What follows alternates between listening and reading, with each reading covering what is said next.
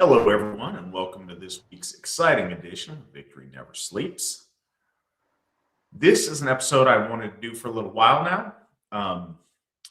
Chris had some birthday obligations last month that prevented his presence, but this is something we've talked about a little bit, wanting to do, and I'm excited for it. We'll get to the meat and taters here in a bit, but first, some kind of updates on where we're at, as is my custom. Panoff Fracehoff. It continues to amaze me that we dedicated in December and we are already 44.9% paid off. So we still have a ways to go. So I got $68,909 to go on paying off that Hoff, but it is a spectacular Hoff at an amazing price. And again, we're 7 months into it and already that far along. You guys have been very generous. That comes out to $94 per member, pays that off immediately.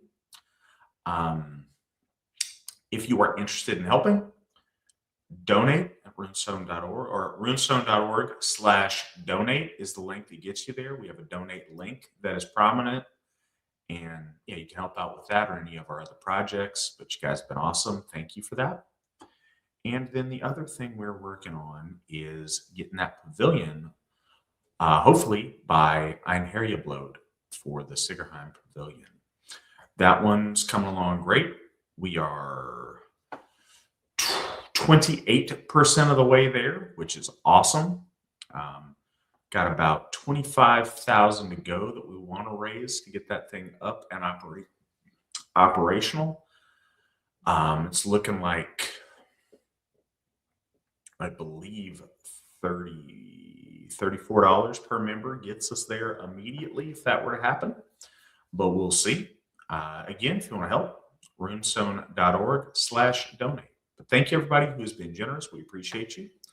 And also, real specifically, Jeffrey in Texas donated 20 towards the pavilion and 20 towards our South African Relief Fund. So thank you very much for that, Jeffrey. We appreciate your frequent donations to this program and to the causes of the Asatru Folk Assembly. Gilbert, you continue to amaze. You are a good man, and we appreciate your generosity. $150 towards paying off Fracehoff. You are absolutely moving that needle in a very big way, and we really appreciate it. Other stuff to be aware of. Coming up, the first of its kind, we have a special ladies retreat at Odenshoff. That is coming up in September the 11th through the 13th. Again, that is just for the ladies, and it's going to have meditative workshops, feminine ladies empowerment, and frith weaving. This is something folks have been excited for a little while. It is going to be hosted by Speckinger Brandy Fassett, and she has been looking forward to it. She's got some great things in store for our ladies that'd like to show up.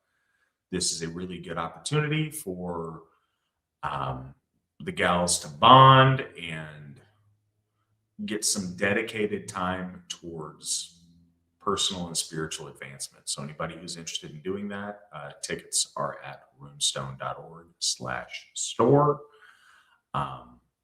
Hopefully you guys have a good turnout there, and it's promises to be an amazing weekend. So there is that coming up. I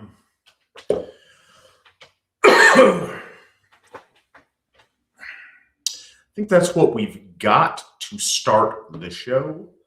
It was kind of an interesting conversation that Chris and I had on where to start the show. We wanted to do history stuff, and there is a temptation when you do that to, where's the best place to start? Well, let's start at the beginning. Trouble is, the beginning goes back into the mists of unrecorded prehistory that we don't have a lot of information to go on and a lot of things to say. And it gets into the exciting, the speculative, and the fantastic. Because it entertains me to do so, I will refer to that as the days of high adventure, as was talked about in the intro to the Conan movies, because again, that was set in this prehistory time with a fantastic, heroic age of amazing things. And it's fun to think about those things. It's fun to ponder. There's all kind of new, very ancient archaeology theories that come out and get talked about. And it gets real complicated to try to sort through all of those things. And quite frankly, to admit all of the things that we don't know about that very, very deep time period. So one of the things that we kind of talked about as a starting point was with language. And I think that's where we start really seeing the solidification, the development of our most ancient ancestors. And importantly, as we've talked about a lot on the program, there is a magic to speech and to being able to say things. You are able to take ideas and concepts and intentions from the world of imagination and birth those into the world of reality in the most, subtle way. You're able to speak them to one another. You're able to communicate them, to share those ideas across distance and across groups. And so I think that is a kind of a hallmark of some things we're going to cover tonight. Chris, as always, goes above and beyond in the depth of the dives that he takes on these things. So it's going to be an awesome episode. I appreciate everybody joining us. Sit down, have a beverage, and I should throw this out here too.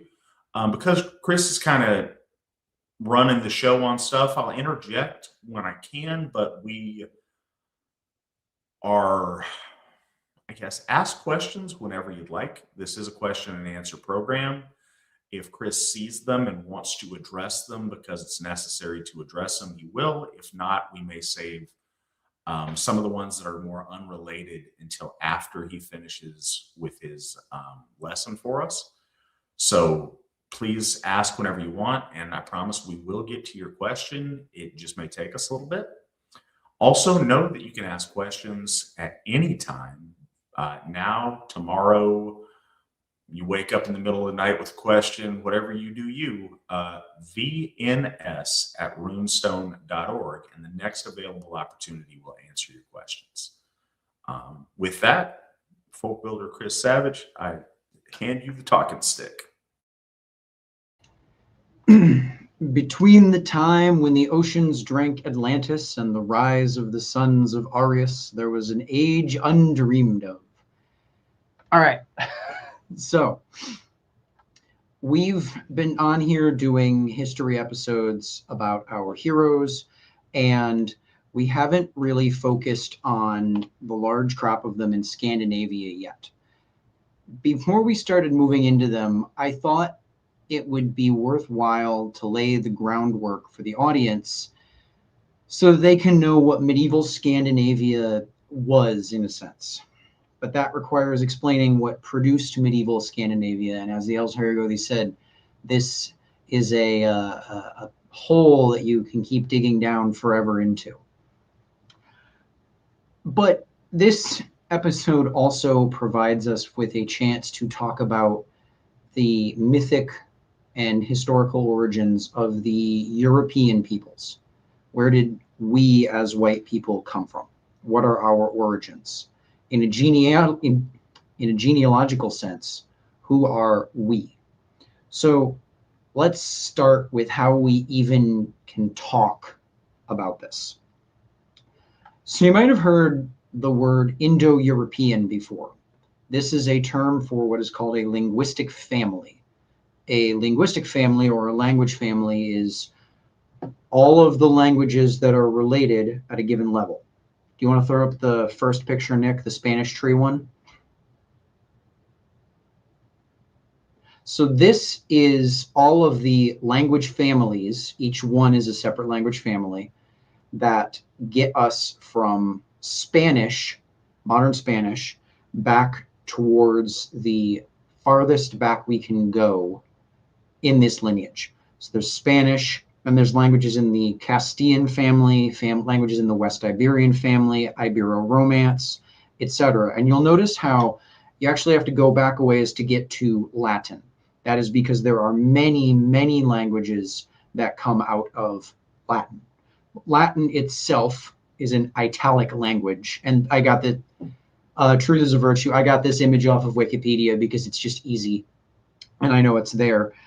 Italic is itself within the Italo-Celtic language family. So I want to throw out a plug while we got a second before we're too deep. Wikipedia has its flaws, but it's also an amazing resource. And the more you go on this kind of stuff, the less other interests try to edit some stuff. So the Wiktionary is awesome, and I use it frequently to track down etymological roots of words and trace them back. Same here. I would highly recommend that to folks. If you're ever curious about linguistic roots or what a comparative term is in a different language, or just kind of how a word or a concept comes down to us, be it in a modern word or when we're studying the lore. The Wiktionary on there is a really, really useful tool, and it's one that I use often. So plug for that. It's also useful in as much as if you run into a political barrier put up around a word, you can pretty easily see what the boundaries of that barrier are when you go looking for other things involving that. So on the tree, if you go looking at it, you'll see that it starts with the language of modern Spanish. Spanish is an actual language spoken by human beings today. You know, puedes hablar, right? Or puedes hablarla, excuse me.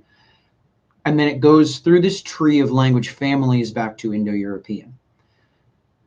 Indo-European is where we cannot take the ancestry back any farther. We take the ancestry back. We do that by comparing all of the languages in a family and looking at the sound changes that they undergo. Sound changes work like this. Eventually, all sounds X in conditions Y will be turned into sound Z. An example is glottalization in English. American glottalization is on D and T. British glottalization is on T. In America, we pronounce W-A-T-R as water. In Britain, they pronounce it as wa. That's glottalization and a vowel change. We can date when sound changes occur based on when they stop being productive upon loanwords. As an example, we know that Grimm's Law stopped being effective on Proto-Germanic sometime before 100 BC because the German word Kaisel is not Heisel. But we say hundred and hound, instead of hundred and cound because of Grimm's Law. Grimm's Law is this k to h thing. So when the Proto-Germanic tribesmen heard about this Kaisar figure down in Italy, they did not feel the need to call him Haisar because they were no longer doing Grimm's Law. It's no longer a productive sound change. It's ossified. So what if we reversed those sound changes? We have wa in the UK and water in the US, right? So if we reverse those sound changes, what do we get? Water. So in that example, we have two sound changes, the vowel change in British English, a to o, and then we have the deroticization, water to water, and then there's that glottalization in Brit. This is why it's Britain, because the T turns into a glottal stop, which is where you just, the glottal stop is the sound you make in between the and o of uh-oh, right?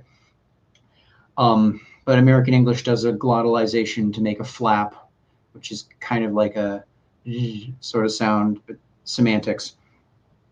So if we compare all of the languages that descend from Latin, we can figure out what their ancestor is. That language is Latin. We can guess and check our work. If we take the word lupo and lobo and lup, all of which mean wolf in Romance languages, we can reconstruct a hypothetical word, lupus, from this Proto-Romance, aka Latin, language. Okay, so we can do that little game to get Latin.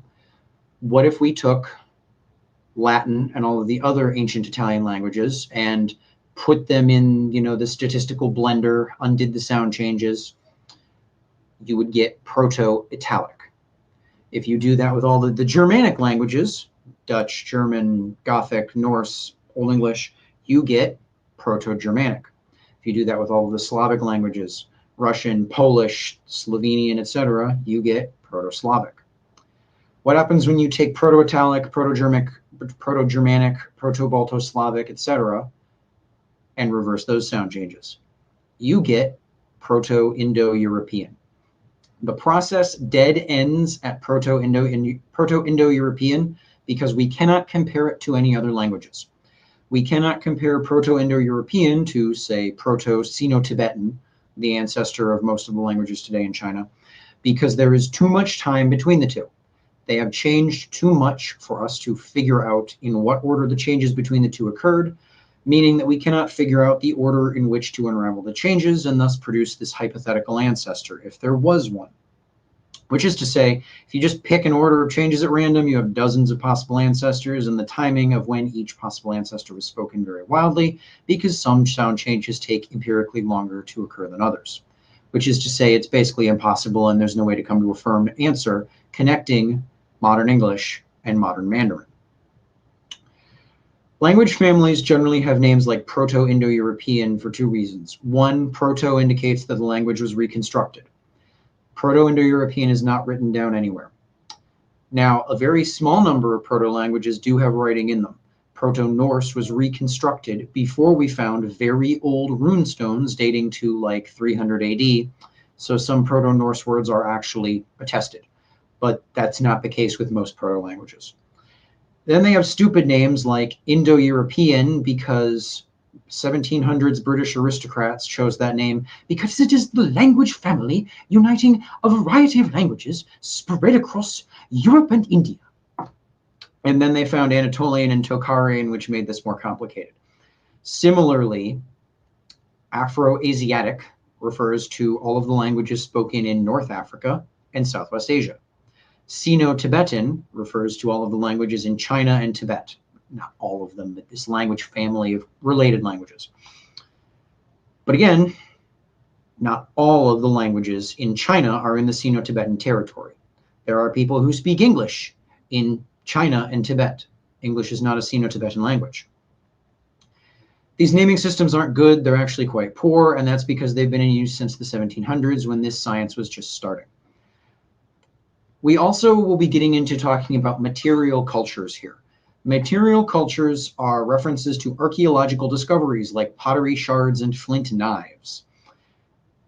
We're also going to talk about archaeogenetic populations, and you get dumb names like Bell Beaker folk or Sredni Stog people, as if Chinamen couldn't drink out of cups shaped like beakers and Chinamen couldn't die in a field outside of Russia.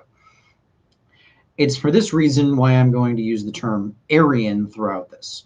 We are referring to a specific lineage of people and their specific religious beliefs. We are using discoveries of language, archaeology, and genetics to describe actual human beings, much like ourselves, because they are our ancestors.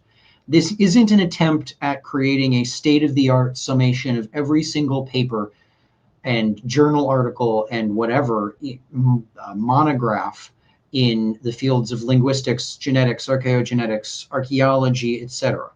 It is an attempt at gathering up a large amount of information, some of which is mythic truths given to us by religion and not just by archaeology, to create a usable narrative story, I guess you could say, about where we came from and how we got here.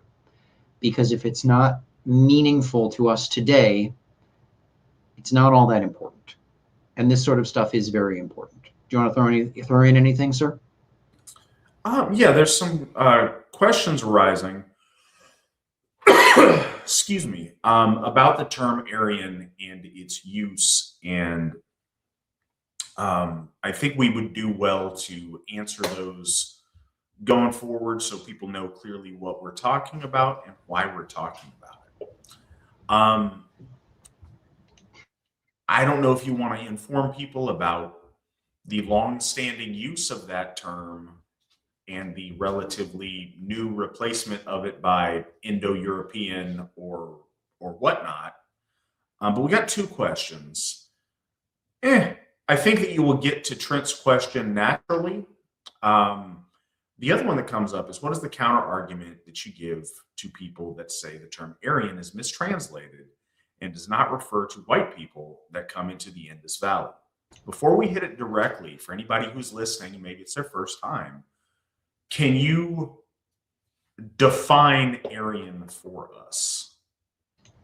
Us. So the term, we're going to get into this a bit more, but in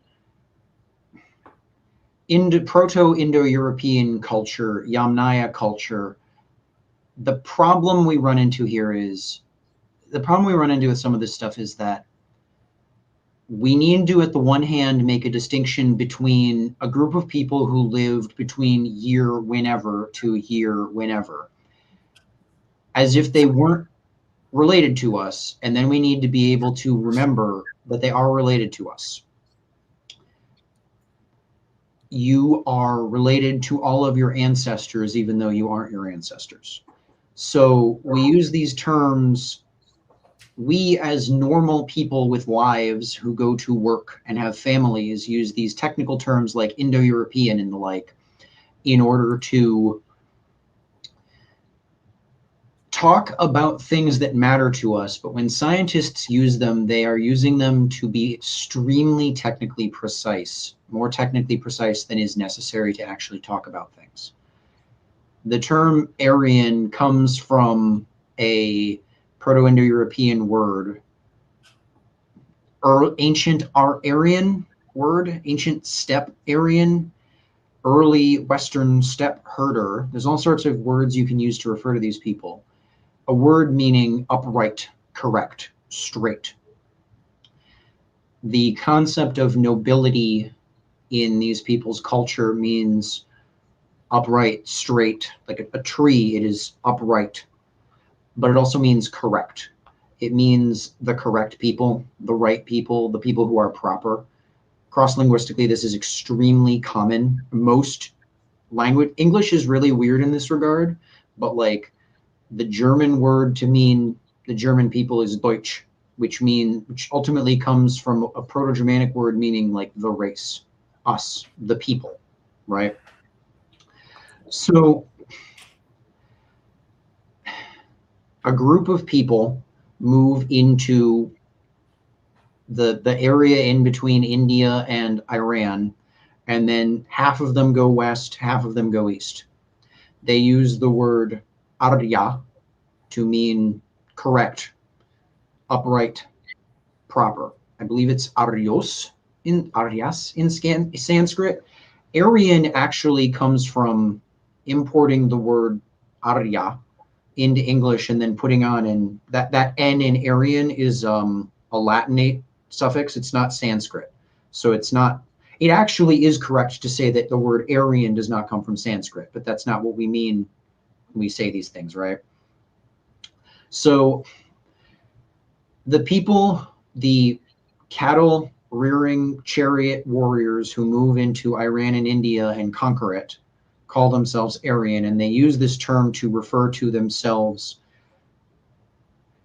It's clinical to say in a biological sense, but they also pretty clearly mean we, my kids, not you, not your kids, when they use this term in the early period.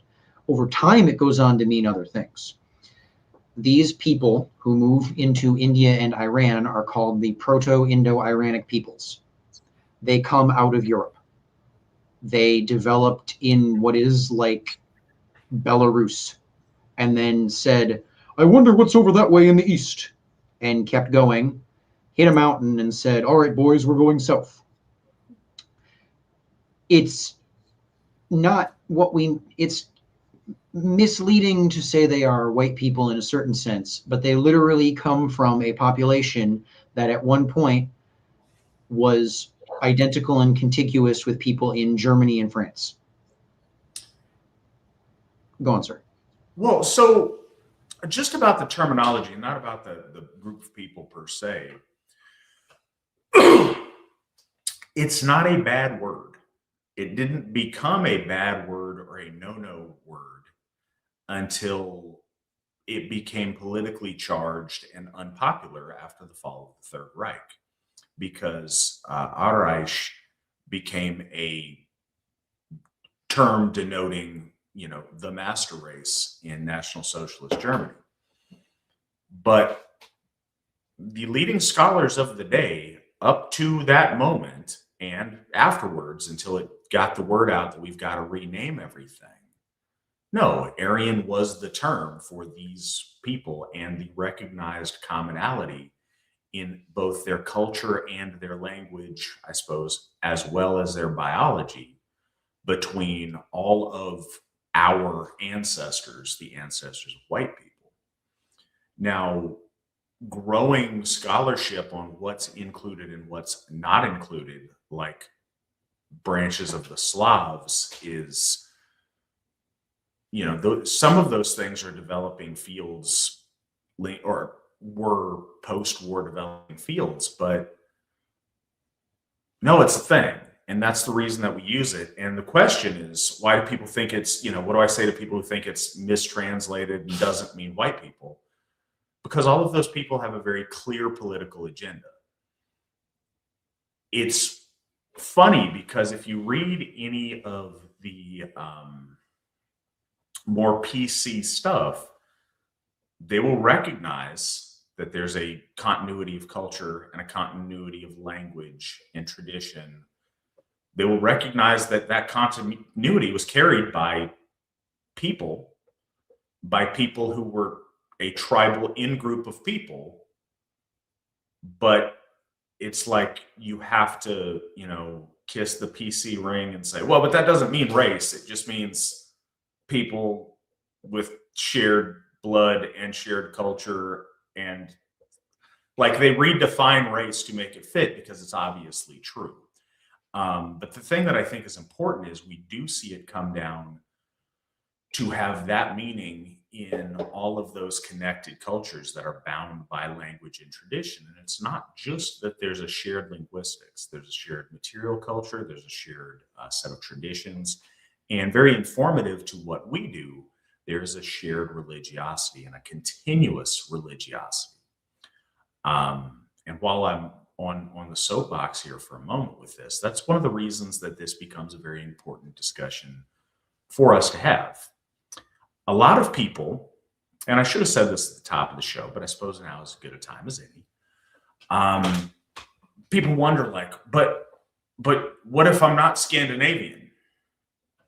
And it's very easy when we look back at history with the distance of hundreds or thousands of years to just quick snapshot a moment in time and not ponder, cool, but where did those people come from?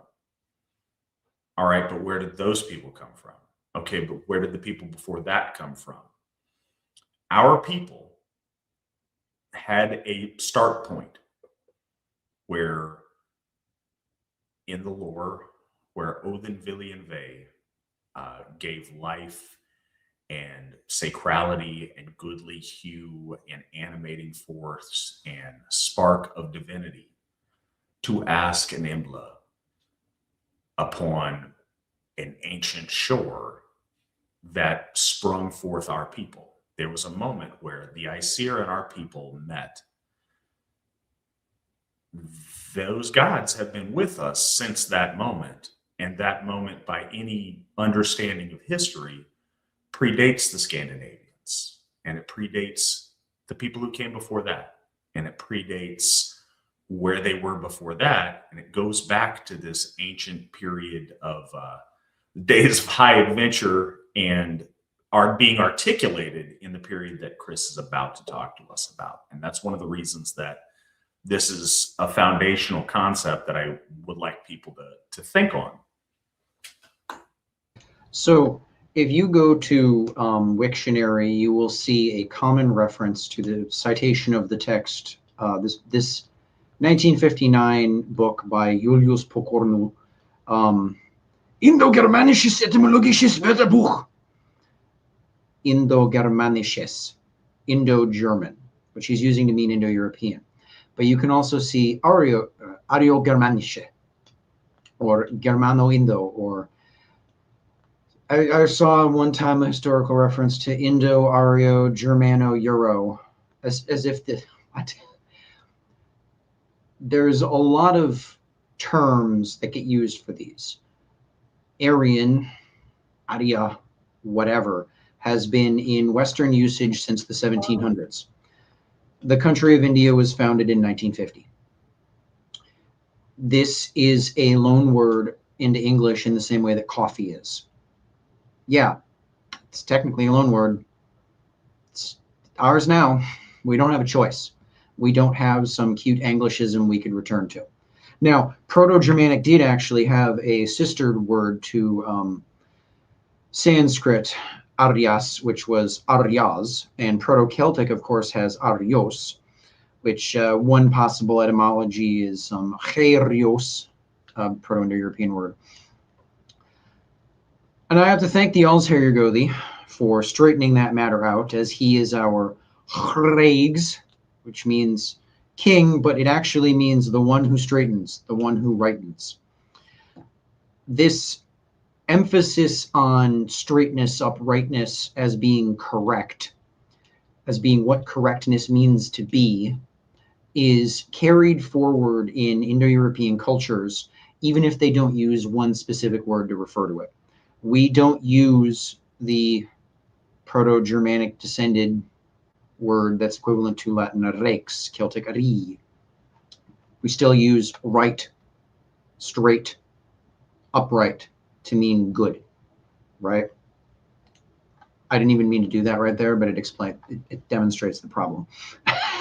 So I think that answers both Trent's questions and Gerard's question here. It's used in Sanskrit, it's used in Proto-Celtic, it's used in Proto-Germanic. It's a very old term because it is of our people, our ancestry, our ancestors. If we take all of this linguistic stuff, as far back as we can go, we can link almost all of the languages of Europe, but not all of the languages of the world, and a very small number of languages of Europe, like Basque, Etruscan, Finnish, Hungarian, back to this Proto-Indo-European. So we can say things about these people linguistically and genetically, but let's talk about them a bit more historically. Who were these people?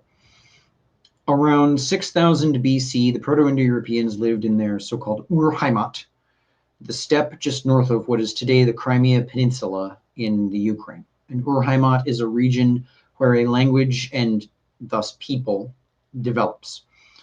The Urheimat of the English language and the English people is in England, for example. A steppe is a prairie, but in Eurasia. These peoples are the dominant ancestral group that composes the modern white man. Their language, their culture, and their religion, by which we mean relationship with the divine, is what characterizes us today. Again, the exceptions are the Basques, Hungarians, Finns. No one speaks Etruscan anymore, so those don't count. Maltese also isn't included in this. The Basques, Hungarians, and Finns, these people are white genetically, but speak non-Indo-European languages. Pi, Proto-Indo-European, early Aryan, is characterized by having four vowels, a, o, and o, distinguished by those two qualitative differences and length. It also had three laryngeals, so-called. These are and these consonants colored the vowels, changing them, and importantly, How certain laryngeal vowel combinations changed as the Aryans spread out impacted the various daughter languages of Proto-Indo-European today. Spanish, French, Italian, these are daughter languages of Latin. Spanish, French, Italian are all sister languages. So as an example, the name of the dawn goddess was Heosos, but in ancient Greek, she's Eos. In Old English, she's Eostre. In Latin, she's Aurora. And in Sanskrit, she's Ushas. How that He got deformed over time varies language to language. Note the vowel similarity between Greek and English, Eos and Eostre, but the divergence from Latin and Sanskrit, Aurora and Ushas. None of the laryngeals survive into the daughter languages, or so it was thought, until the decipherment of the Anatolian Indo-European languages, like Hittite, Luwian. As an aside, Luwian is the language that the Trojans speak in the Iliad. Anyways, with the discovery of the laryngeals in the Anatolian family, the Indo-European theory as an intellectual system, was sealed as fact in linguistics when, up until this point for about a century, the laryngeal theory was a pleasing hypothesis, initially proposed by Ferdinand Saussure, but with the discovery of the laryngeals in Hittite and Luwian and so on, it became fact. Now it could produce novel predictions that came true. These Aryans were a Neolithic people, meaning they used stone tools. Copper was cutting edge and foreign as they rolled out of their Ur-Heimat on their chariots. They had complex terms for cattle rearing, chariot parts. These terms survive to this day. The two that I remember off the top of my head are wheel and thill. The thill is the rod that connects the chariot's bucket, the body, to the straps of the horses. So if you've ever watched Prince of Egypt, not about our people, but I think many of us have seen it, when Ramses and Moses, Moshe is his proper name, whatever, are riding their chariots rampantly at the beginning, they're like holding on to the reins and then like digging their feet into the chariot to pull the chariot forward. That's not how a chariot works. There's a rod that connects the chariot to the horse, right? Anyways, our Aryan ancestors, the Proto-Indo-Europeans, had composite bows. Their arrows were tipped with stone and were used for both war and hunting.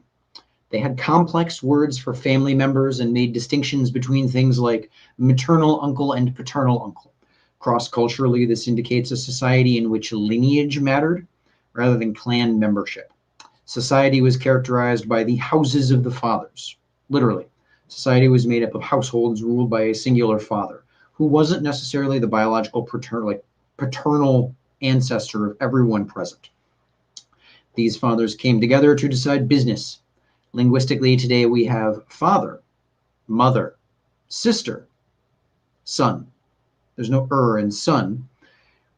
That is because that in mother, father, sister is a very distant relic of the family system, meaning, like that which is of the father. The son is a future father. The words guest and host come from a common origin, meaning one who has come from outside. Hospitality is a virtue, and outsiders who came from abroad peacefully were treated well. But hospitality is a virtue in part because it cannot be expected, and the Proto-Indo-European root, Proto-Indo-European gets shortened to pi in speech just for ease, is gostis. And this often evolved into a word meaning foe or outsider. The English cognate is actually ghost, meaning the outsider. They had two words for blood, one if it was in you or if it was outside of you. Blood was a passive substance, possessed yet animating, or a result of struggle lost unwillingly. The only color they reliably distinguished was red. All other colors were something like X bright, Y light, or Z dark. This is where the phrase wine dark sea in Homer comes from. So you'd have snow bright, snow light, and snow dark. They didn't really describe things in terms of color, but rather in terms of the sum total visual appearance of a thing and how light moved across it. This is why there's no uniform, singular, Proto-Indo-European reconstructible word for blue. Cross-linguistically, people tend to get more color words as they get increasingly more access to dyes, the exception being red, which is actually in reference to blood. These steppe herders did not have dyes. They lacked a word for blue, as I said, because blue is actually, there's nothing natural in blue. There's nothing in nature that's blue except the sky, right? Even blueberries are actually purple. So these people were very concerned with obligation and exchange of gifts.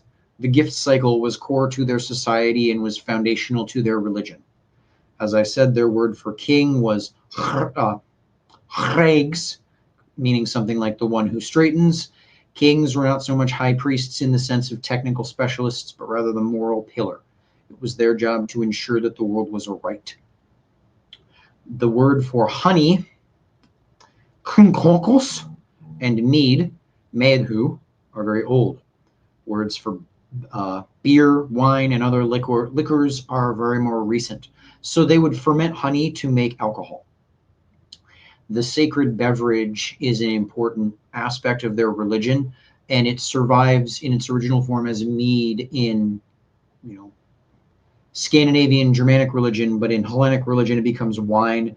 The Proto-Indo-Iranic peoples realize they can make this kind of like coffee substance, soma or halma, from reeds, and that replaces that. But the Proto-Indo-European peoples are typically viewed as very patriarchal because they're literally led by fathers, right? But they actually had a singular word for widow, and its daughter word in English is widow, from huideuch. This word is important because it means that a woman who had a dead husband had like legal rights and claims to his stuff. These people were obsessed with cows. A widow had a right to her husband's cattle. Calling a woman like a cow was a good thing on the steppes circa 500 BC. Bopis, meaning cow-eyed, is a term of endearment in Homer, for example. Cows were literally the unit of wealth. The English word fee comes from a word meaning cow. So when you ask someone like, what's the fee? You're asking them like, how many cows do I have to pay you for this? The oldest strata of these people weren't all that lactose tolerant. We white people today are characterized by lactose tolerance, right? What our cattle herding steppe ancestors did was actually they would collect the milk and they'd make cheese and butter and yogurt. Nevertheless, many of them seem to have still drank huge quantities of milk and just tanked through the digestive discomfort. One theory about this is that it's actually done to quench thirst rather than to acquire nutrients. There have actually been bodies found of dead children who were anemic, and they suffered from a very characteristic malady of drinking so much milk that they developed anemia because they were literally surviving on liquid milk and other dairy products, right? So these people drank a lot of milk and ate a lot of cheese and butter and yogurt. Mongolians will do this cool thing where they'll like ferment milk to make alcohol. I don't know if there's any evidence of that, but it's an interesting idea nonetheless. They appear to have been largely monogamous, although, of course, elite men had multiple concubines, but it seems that they would only ever have one wife. This has always been something that struck me, but you read about like Greek mythology and you know how Zeus is always cheating on his wife. You know what he never does? Divorces Hera. Food for thought. They probably didn't have temples initially, although they did view the household as sacred. Literally, entering a building means you have to act differently. That's a steppe thing. Their language was inflectionally rich, although much of that does not survive into English today, except in the plural s and z. And they had an extreme, and the Saxon genitive, excuse me. So like dogs, right? The dogs of the dogs, that is actually an ancestor, a very distant descendant of Proto-Indo-European. Their language had an extremely free word order and engaged in compounding often. So like all father is a compound, right? Interestingly, whereas a common feature of Indo-European languages today is gender, masculine, feminine, and neuter, Proto-Indo-European did not actually do that. It had animate and inanimate. So what ended up happening, I'm going to make a lot of simplifications for the audience here, and some nerd is going to get really upset, and I understand, but we're trying to do things with this, not just have nerd fun time. So Proto-Indo-European made a distinction between animate and inanimate nouns, but it also had a feminizing suffix equivalent to or et. You know, you have like princess, uh, like shopper, shopette, right? So a feminizing suffix would be added to inanimate nouns to make them animate, but also like ladylike. And eventually what happened is inanimate nouns that had been feminized became the feminine gender, and animate nouns that were not feminized became masculine. Inanimate nouns became neuter. Masculine, feminine, neuter does not actually have any specific relationship to gender. Sometimes, like there's a famous quote from Mark Twain. I say famous, I can't remember it word for word, where he's complaining about how German is a silly language because the word for sock is masculine, but table is feminine. Socks and tables aren't masculine or feminine. These are a relic of this older animacy system, right? So we talk about these Proto-Indo-Europeans, and I said they make up the dominant strain of what is the white man. Can we go back further? Do you want to throw anything in before we go back further, sir?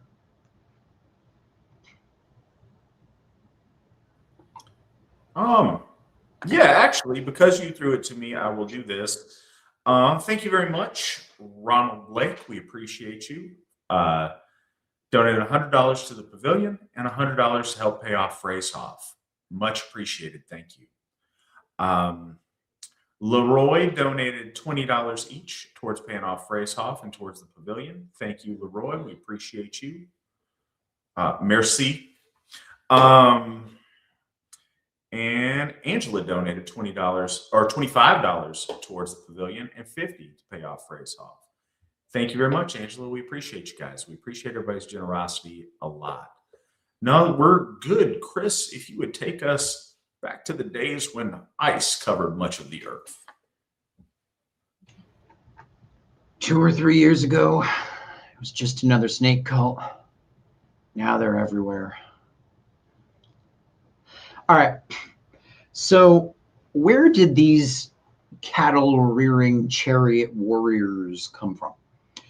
I'm going to give you a relatively simplified, mythic, if you will, rundown of how we get to white people in Europe today. We're going to be making very broad generalizations across tens of thousands of years due to the vastness of the time scale and the necessity of compressing this into something that we as humans can actually do something with. So I'm sure there's going to be some guy who watches this and goes, actually, because that's not the point. This is not a point-by-point rundown of all of the discoveries of a massive field of science. It is an explanation of the discoveries of that field for humans to actually use in their daily lives. Our religion is an ethno-religion deeply concerned with the ethnic relationship between us, Aryans, and the Aesir.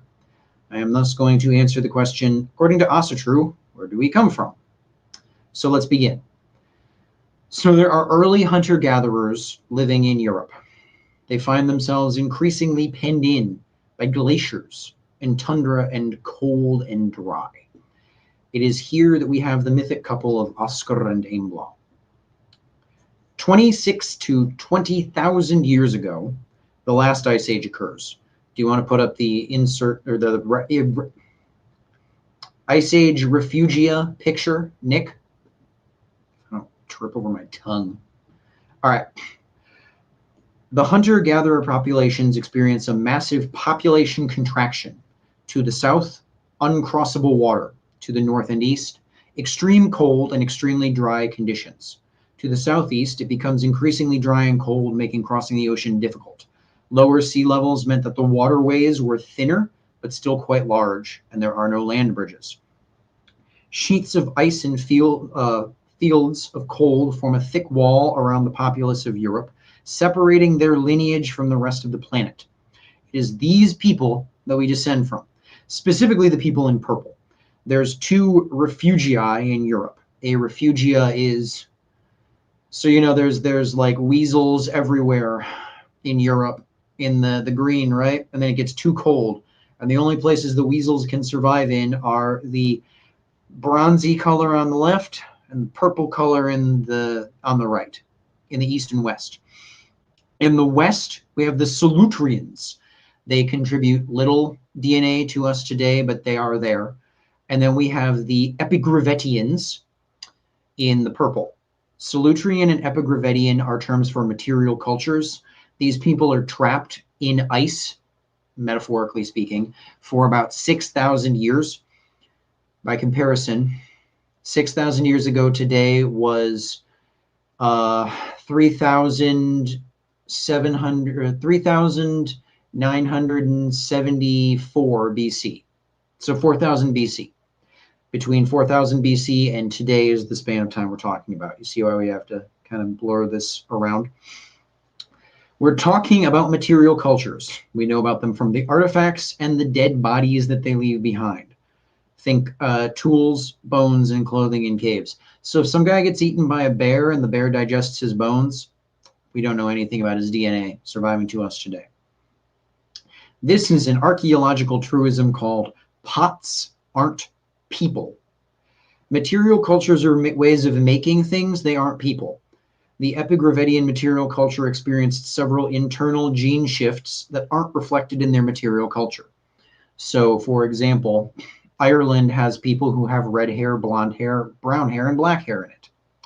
If everyone in Ireland except the black-haired people died, that is a population bottleneck, and everyone going forward has black hair. Prehistory is characterized by a lot of population bottlenecks. 90% of the people die, and the remaining 10%, their children inherit the earth. And whatever genes they had, whatever little quirks they had, those go on to characterize the descendants. These people are also largely monogamous, and the decreases in the number of male lineages tend to have a decrease in the number of female lineages. Not necessarily one-to-one, but, like, oh no, 90% of us died off, and then the elites are like, I will bear the blunt of the burden. I will take 2 wives instead of just 1. But it's not like every man has 6 wives in hunter-gatherer land, right? These Ice Age refugia. Now let me talk about haplogroups so we don't make people mad. Okay, so humans have DNA. Your DNA gets chopped up and compressed into chromosomes. You have a number of chromosomes and they're in pairs. When your parents love each other very much and do the birds and the bees, their chromosomes unfold and splice together. So you are half of your mother and half of your father, unless you're male, excuse me. If you are male, you're about 50. I did the math once. I'm just going to say 1% because it's easier to say. You are 51% your father, 49% your mother. Because you see, your mom and your dad have pairs of chromosomes that, combine, merge, 50% go on to be you from each, right? Except the Y chromosome. A human man, has an X chromosome and a Y chromosome. A human female has an X chromosome and an X chromosome. So if you are a man, your X chromosome is 50% your father's and 50% your mother's. Now your Y chromosome, if you look at the chromosomes, they're all X's. Like literally, they look like the letter X. A Y chromosome looks like just a little letter, just a little line. At the tips, it can engage in recombination with your mother's second X chromosome. And every generation, that happens. The tips are about 2.5% of the Y chromosome each, meaning 5% of a man's, 5%-ish, right? We're simplifying. 5% of a man's Y chromosome actually comes from his mother's X chromosome. The remaining 95% is just his father's Y chromosome, meaning my Y chromosome is 95% of my father's Y chromosome. And my father's Y chromosome was 95% of his father's Y chromosome. The same 95%, because the tips keep getting chopped off and smudged up every generation, but the rest of the interior of the Y chromosome doesn't. So the only thing that changes is mutation. So you could take my Y chromosome, my father's Y chromosome, his father's Y chromosome, etc., and actually trace out the mutations generation by generation. This is called your haplogroup. Your haplogroup is, to be overly simplistic, a record of your paternal lineage. Only men have one of these. Women don't, because it's on the Y chromosome. So we'll talk. You hear people talk about like haplogroup R1A, haplogroup R1B, haplogroup O5M29. These are, we found some dead guy, we tested his DNA, we looked at his Y chromosome. Wow, it looks like this. We found some other dead guy, we test his Y chromosome. Wow, it looks like that. And you can look at the differences in their Y chromosomes to see these lineages, right? So women had, and men have this too. Women and men both have mitochondria. You get your mitochondrial DNA from your mother because it comes from the ovum. Sperm can carry small amounts of mitochondrial and DNA and inject small amounts of mitochondrial DNA, but it's small. Again, it's like 95% of your mitochondria comes from your mom at minimum, right? So we can do this lineage thing with human females as well, and with human males to see a maternal lineage, right? Okay, back to the Ice Age. These Ice Age refugi are not tropical. They are similar in climate to Scotland, Patagonia, or Mongolia. Cool and dry summers, chilly and snowy winters. The rest of Europe is either glacier. Throw the refugia picture up, will you, Nick? Or back up.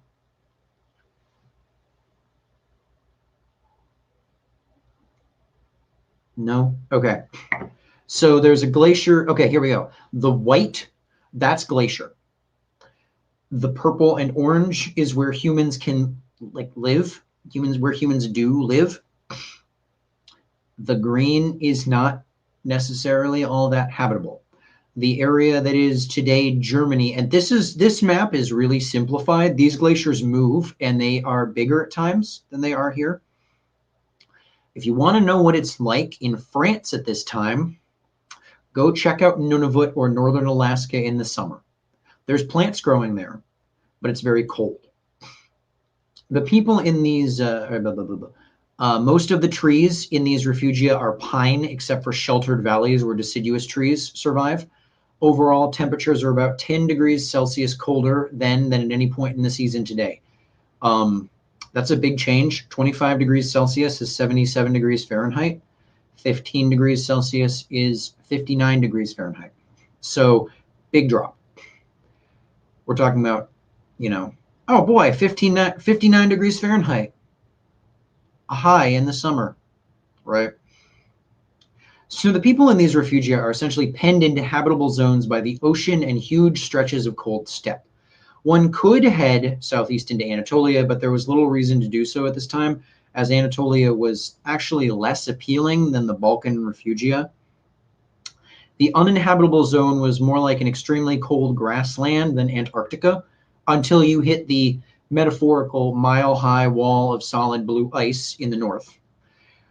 The problem was that the winds could suddenly strip all of the heat out of an area with no warning, and the sky could dump a huge amount of snow onto a region out of nowhere. Not that there were walls of ice and snow, until you did hit the literal wall of ice. There were, at various points, glacial edges, which again are huge walls. Some of these were like, at points, there were like human settlements within a day or two's walk, leisurely, like at a leisurely pace, to the wall of ice. So people knew the wall of ice to the north, right? Most of Europe was quite dry, so it was more so extremely cold rather than extremely snowy, right? This is why megafauna, which had evolved a great deal of body fat and fur and size, could move around in these uninhabitable zones. They would graze on the plants freely, and if they ever came to a spot where it was simply too cold for plants to grow well, they'd just walk somewhere else and survive, because they could go for a long time without eating, or they'd just eat half-living grass on the ground, and they'd be fine. Humans couldn't eat the plants in the uninhabitable zone, so our ancestors, would have to hunt megafauna or stay in the habitable zones where there were edible plants. It's worth noting, we talk about the Ice Age ending. Technically, it doesn't. There's still glaciers at the North Pole, so we technically live in an Ice Age. That's why you'll see this period referred to as the last glacial maximum, the point at which the glaciers, as they call them across the pond, were southernmost. So when we say the Ice Age ends, we mean like you can grow plants in Denmark. We don't mean there's no more glaciers. From the Epigravettian block, we get several populations. First, we get the hunter-gatherers who stay in Europe. Did I miss a thing here? Do you want to say anything real quick, sir, while I look for something?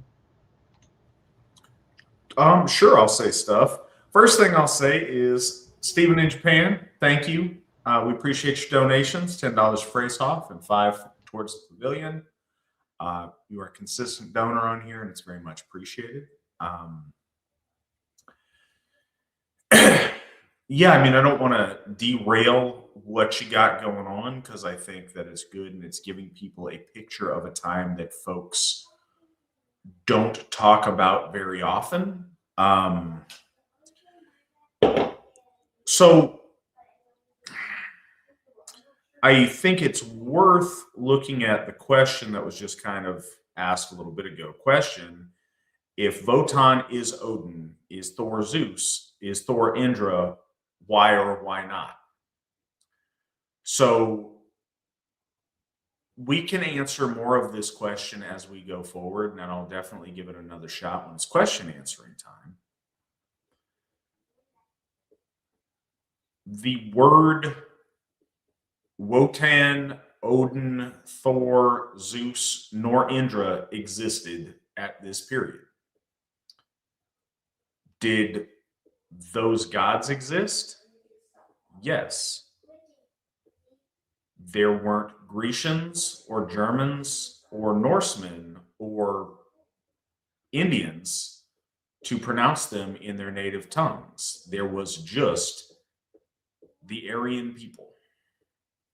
The Aryan people had the All-Father, they had the Thunderer, they had those two gods that created us. Later, we came to know them by the name of Odin and Thor. Later, Indian people likened them and decided to place names and values on Indra that certainly bear a lot of similarity to Asatru. And, later Grecians and Germans decided to call him Wotan, and Grecians decided to coalesce their understandings of the Thunderer and the Sky Father into like a different combined understanding, especially I think with their interactions with other Mediterranean cultures on figuring that out. But that's one of the reasons we're having this discussion is Odin and Thor existed at this time with our people. They were the gods of our people then. They are the gods of our people now and will be in the future. We can track the development of our understanding of them through our lore and our naming them from this point onward, and we'll intend, to do that and trace that lineage from these people to when our people called them Odin and Thor with the funny Norse script.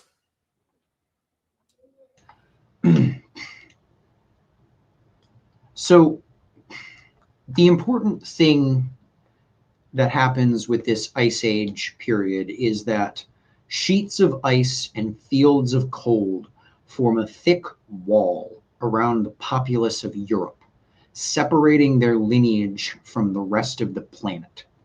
It is from these people that we descend, right?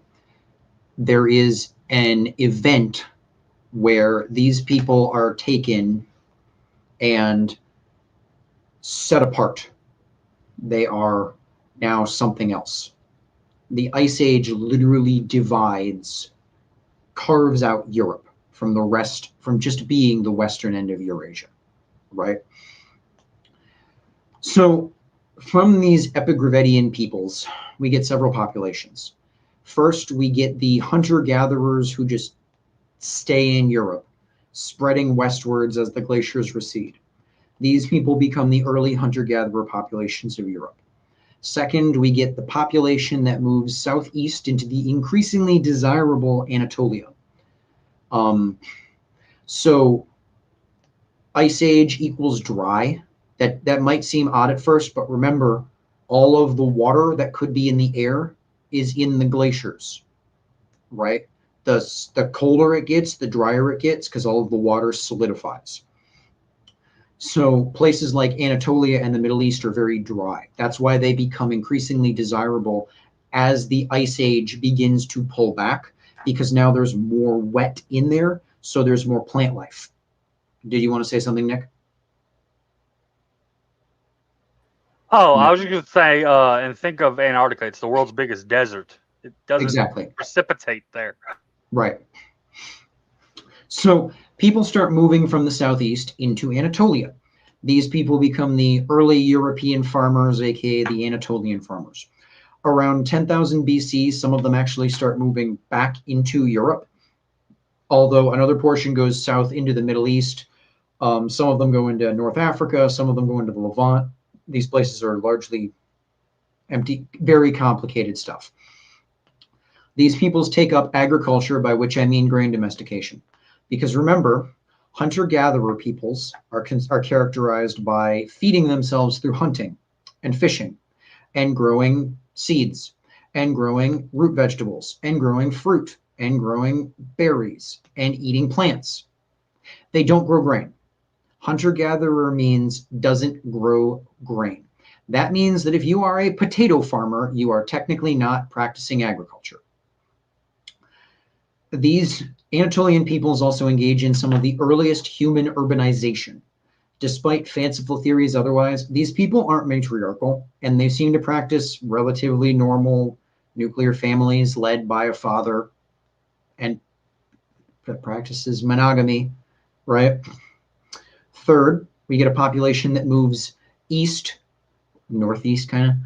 These people become the steppe herders, aka the Proto-Indo-Europeans. These people move east and they move into the Ukraine. They move further than the Ukraine, but then they move back into the Ukraine. If you actually go looking into these archaic population movements, it's extremely complicated, right? I started this note by talking about the steppe herders because, spoiler warning, they win. That's why we're speaking this language. But remember, it's important to remember something here going forward as we move into this prehistory of Europe period. The steppe herders are one singular ethnos with one singular set of customs and norms. They are one nation. The hunter-gatherer and farmer populations are not like that. They are multiple ethnoses with multiple cultures that are mutually unintelligible. Multiple languages that are mutually unintelligible. And they have differing religious complexes. We don't know a super large amount about hunter-gatherer and farmer religion like how we do with the steppe herders, right? So I say complexes. We don't know enough to say that they couldn't have practiced the same religion or that they did. You know what I mean? A rough comparison of this that people might be familiar with is, think of the Spanish showing up in Mesoamerica. The Spanish show up in Mesoamerica. The Spanish are a united group. Then all of the Mesoamericans are not, okay? If you take the DNA of these peoples and reduce the dimensionality via complex math, you can create a zone of whiteness. You can do this with any group, of course, to make, like, the borders of whatever group of people, right? But we're concerned with white people. White people is a population with a variety of individuals in it. So you have to define the population via a zone rather than a discrete single whitest man. If you take these hunters, farmers, and herders, all of them are within that zone, right? So Aryans emerge out of the population of hunter-gatherers living in the Ice Age refugia. When the Ice Age conditions are alleviated, these peoples then break up into a variety of populations that then eventually merge back together. So they kind of do like this, right? If you aren't watching the video, then you don't get to see me do the stupid little figure with my hands, but whatever. The winner of that struggle, when these lineages start coming back together, is the steppe herder, aka Proto-Indo-European population. Let's return to the focus on them and their history. Do you want to throw anything in here, sir? No. All right. Around 5000 BC, a population develops in the steppe north of the Crimean Peninsula. These people are part of the Seredni Stog material culture, their ancestors having moved to the fringes of the post-glacial world. These people are simple cattle herders using stone tools with domesticated horses. They didn't have saddles or stirrups and seem to have preferred using horses to pull chariots, carts, and wagons instead of riding those horses for any particular length of time. They buried their dead in flat graves with simple holes in the ground. They were a people peripheral to the then much grander Anatolian farmer Cucuteni Tripilia culture. So we're talking about the nomadic cattle herders who live on the outskirts of an urbanized farming culture. These two groups are related by distant ancestry, but remember, the Seredni Stog peoples are not just the cattle herders of the Cucuteni Tripilia culture. They're two separate groups speaking different languages, practicing different cultures and religions, and so on. They just happen to share common ancestry far enough back. Also remember that we're talking about material cultures. So these names like Seredni Stog mean things like Middle Island or in the field next to Russia. These names are what we call deposits of bones and tools. They're not ethnonyms, although we use them as such. These people did not call themselves Seredni Stog folk or men of the Cucuteni Tripilia culture. That's what we call them because we don't have better terms. The Cucuteni Tripilia culture begins a slow decline around 5000 BC, and the steppe herders begin spreading further into Europe. These farmer peoples, they favored agricultural zones around urban centers in part because they used hand plows. They didn't plow deep below the topsoil like we do today, so they would use up the surface nutrients in the soil really quickly. This meant that their agricultural situation was very fragile. They would hunt and they would fish, but they were able to have large, remember at this time, 1,000 people is a lot. They were able to have large urban centers due to grain farming, and the grain could only grow due to the topsoil having nutrients. You see the problem here. By contrast, the steppe herders could raise their cattle in some of the worst land in Europe and would even go around clear cutting and burning forests to give their cattle more grazing land. So Europe between 20,000 BC and 5,000 BC, Europe fills in with forest. There's 15,000 years where the trees are just like, I think I will settle here, and there's nothing to stop them. So Europe is full of these massive thick forests, and the steppe herders, as they start moving deeper into Europe, remember they live in Europe, they're spreading into the rest of Europe that they don't live in. These guys start clear cutting and even just burning huge swaths of forest to give their cattle more grazing land. This is why in Indo-European cultures, there's actually a sort of unease around the forest. There's a safety in the openness of the plain and a danger in the density of the forest. The forests that limited these people were extremely dense and full of gods know what. About Do you want to throw up the the IE expansion image, Nick?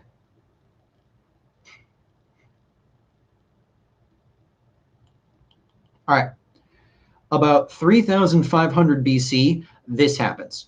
The Yamnaya material culture develops, deriving from the earlier Sredni Stog culture. These people live much grander lives, but still very similar.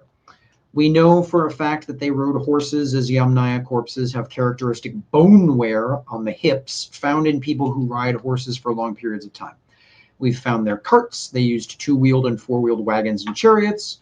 Their word for chariot parts continue on into the present day, such as wheel and thill in English. They begin to develop not only a grander material culture, raising larger stones with carvings on them, but also took up metalworking. The most characteristic feature of their archaeological existence is their kurgans. Kurgan is actually a Turkic word meaning hill, but we use it to refer to burial mounds. There's a spread of these out of their homeland in what is today the Ukraine, around the Black Sea, as these people move outwards. The huge amount of paternal lineages by related males indicate that there may have been one or several in a row Khan type figures who united a great number of horsemen to go out and conquer. So, you can imagine like Conan leading the horsemen hordes outwards to get better land. Again, we don't have a name of this guy or a specific individual, but it's very interesting that there's this huge amount of related male paternal lineages that come out, right? So the Yamnaya culture spreads outwards in various directions, namely into Europe. The Yamnaya around 2900 BC form what is called the corded ware culture. Do you want to insert the corded ware movement image, Nick? So you have Yamnaya, they go on to become corded ware. This leads to Fatyanevo. This leads to Sintashta. Again, very complicated. We're simplifying. I already have enough notes, guys. So these people are known by their distinctive corded ware pottery, which has characteristic decorations that Friedrich Klopfleisch in 1883 thought looked like cords. So they're called the corded ware people. Do you want to throw up the corded ware map, Nick? All right. So this is where we find their pottery in this zone here. Overlapping and also coming from the Yamnaya was the bell beaker culture. These people are named after their distinctive bell beakers, a sort of cup. They drank milk and mead out of these. These are the bell beakers in some of their tools, right? We know they drank milk and meat out of these because we can do really expensive and complicated scanning on the interiors and see remains of milk and meat. These guys start developing increasingly. Once this bell beaker stuff starts happening, these people start actually developing lactose tolerance. So the corded ware culture in the East leads to the Androvno culture, which goes on to become the Proto-Indo-Iranics, who go on to conquer Iran and India. Remember the map that was just up here of the corded ware culture? You see how it's in Europe? These people are the distant ancestors of the ones who go on to conquer India and Iran and compose the Vedas, right? It's worth noting that around this time, we have these corded ware, bell beaker, Afansanyevo, Sintashta, blah, blah, blah, blah, blah. All of these material cultures practice what amounts to an identical religion, culture, and speak what amounts to an identical language. They're basically one people by our standards today. They just make pottery and stone tools and copper trinkets via differing methods.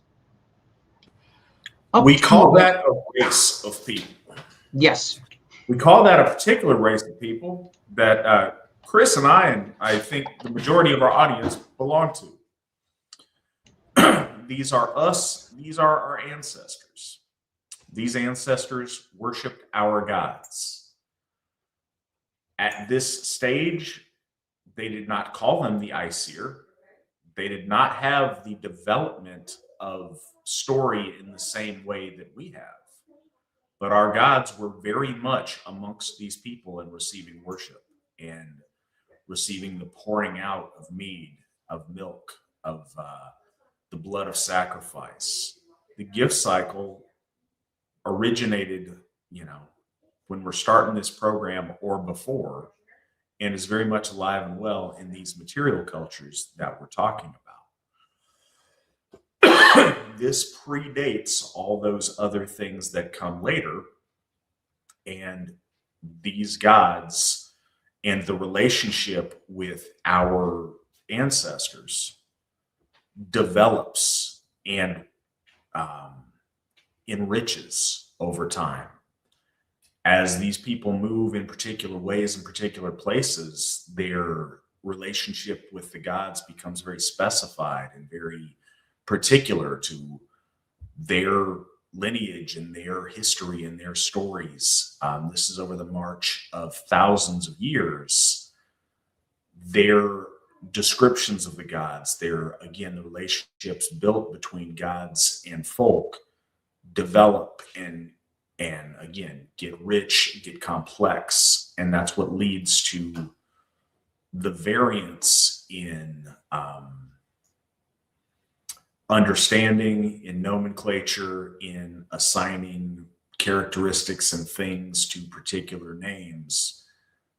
That all develops over the march of millennia, and it's really important that we contemplate that, because it's something we come to over and over again on this program, and it's very important. And I think it's one of the hardest things for people who are new to Asatru to understand, or to find a point of reference or an orientation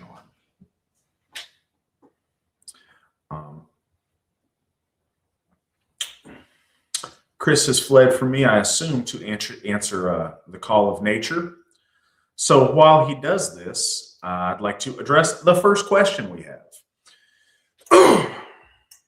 When we do finally get a Tiershoff district, which states will be within that district? And are you planning to publicize the steward role on the Hoff websites?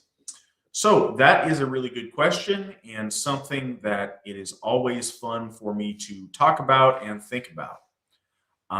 Will we publish the Hoff steward? Okay, so for anybody listening that may not know, we have 5 Hoffs at present.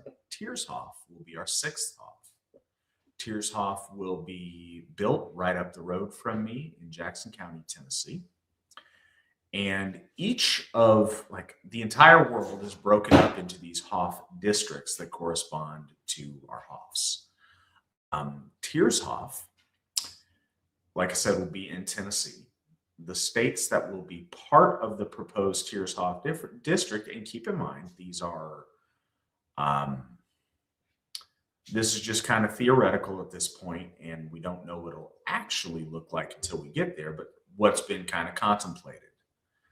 Tennessee, Alabama, Mississippi, Louisiana, Texas, Oklahoma, Arkansas, Missouri, Illinois, Indiana, and Kentucky. That's what we are thinking. I'll throw in the other note that in order for Tiershoff to get steam and go forward, we need to first pay off Phrasehoff. And we're well on the way to doing that, but that's kind of how these things work, is certainly before we take out any additional loans, we want to pay off the debts that we currently have towards the previous Hoffs. So that's one of the reasons I'm diligently trying to get us to pay off the debt we have towards Phrasehoff so that we can move on to that next Hoff project. Thank you for asking the question. Chris has returned. Take it away. Okay. So, again, we're talking about one group of people here who are moving into the space occupied by distant relatives. And there's differences in how they make copper trinkets and mugs to drink things out of and stuff. They're one group of people. in a certain, in the case of the steppe herders, they literally are one group of people, right? Up to about 1600 BC or so, the Bell Beaker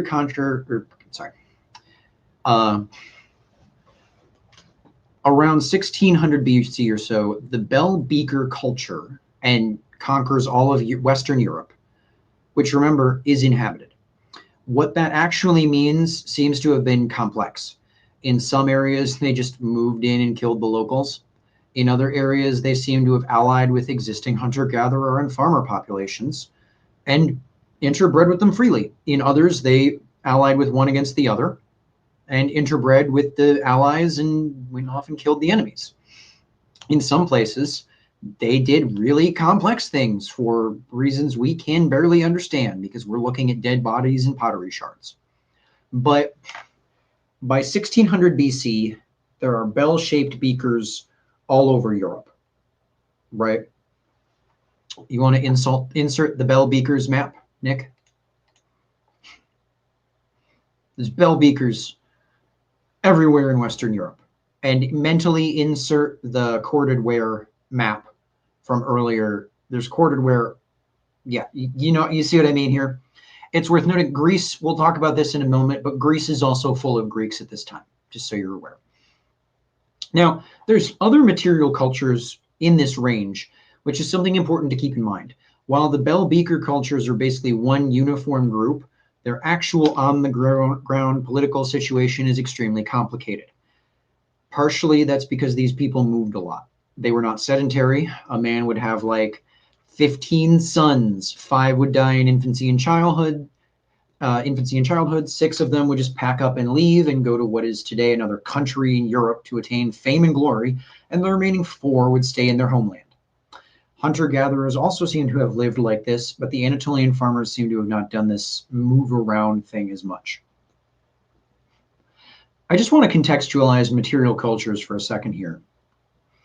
You know what we don't wear much of here in Michigan? Seersucker. Do they wear seersucker where you're at often, sir? In antiquity, I think so. No, not commonly. All right, let's just, for the sake of having discussion, say they still wear seersucker. People in Tennessee probably wear a suit like the one I'm wearing. We're talking about 2 different material cultures here. The seersucker suit and the seersucker culture and the normal non-seersucker suit culture. These are 2 mutually overlapping material cultures. That doesn't mean that there's constant bloodshed between people wearing seersucker and people wearing things other than seersucker, right? There were people who knew how to make beakers that looked like bells. There were people who knew how to make whatever the other way of drinking your medos and knokopnos was, right? Some of these people were hunter-gatherers.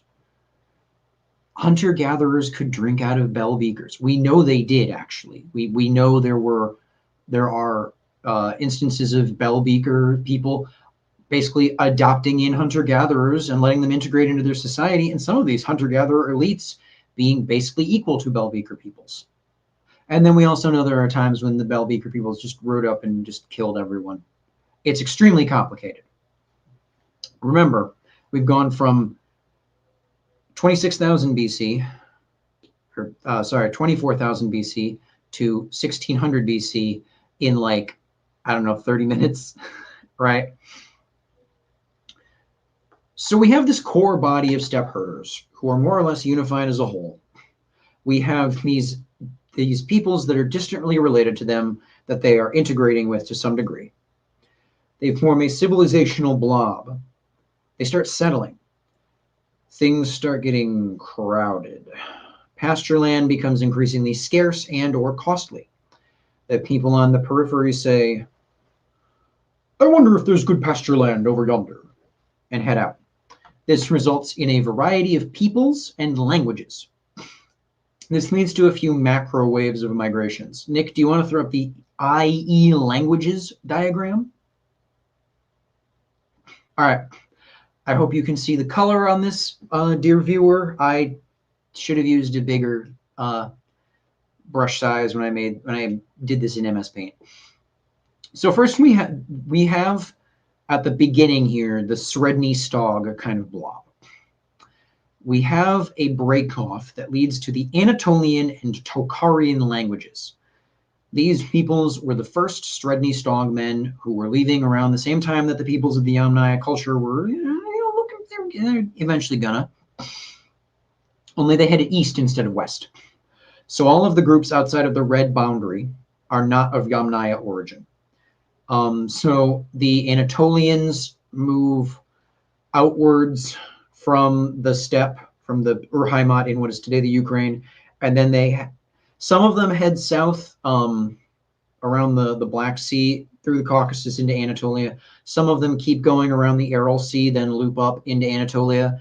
It's complicated. There's multiple waves, blah, blah, blah.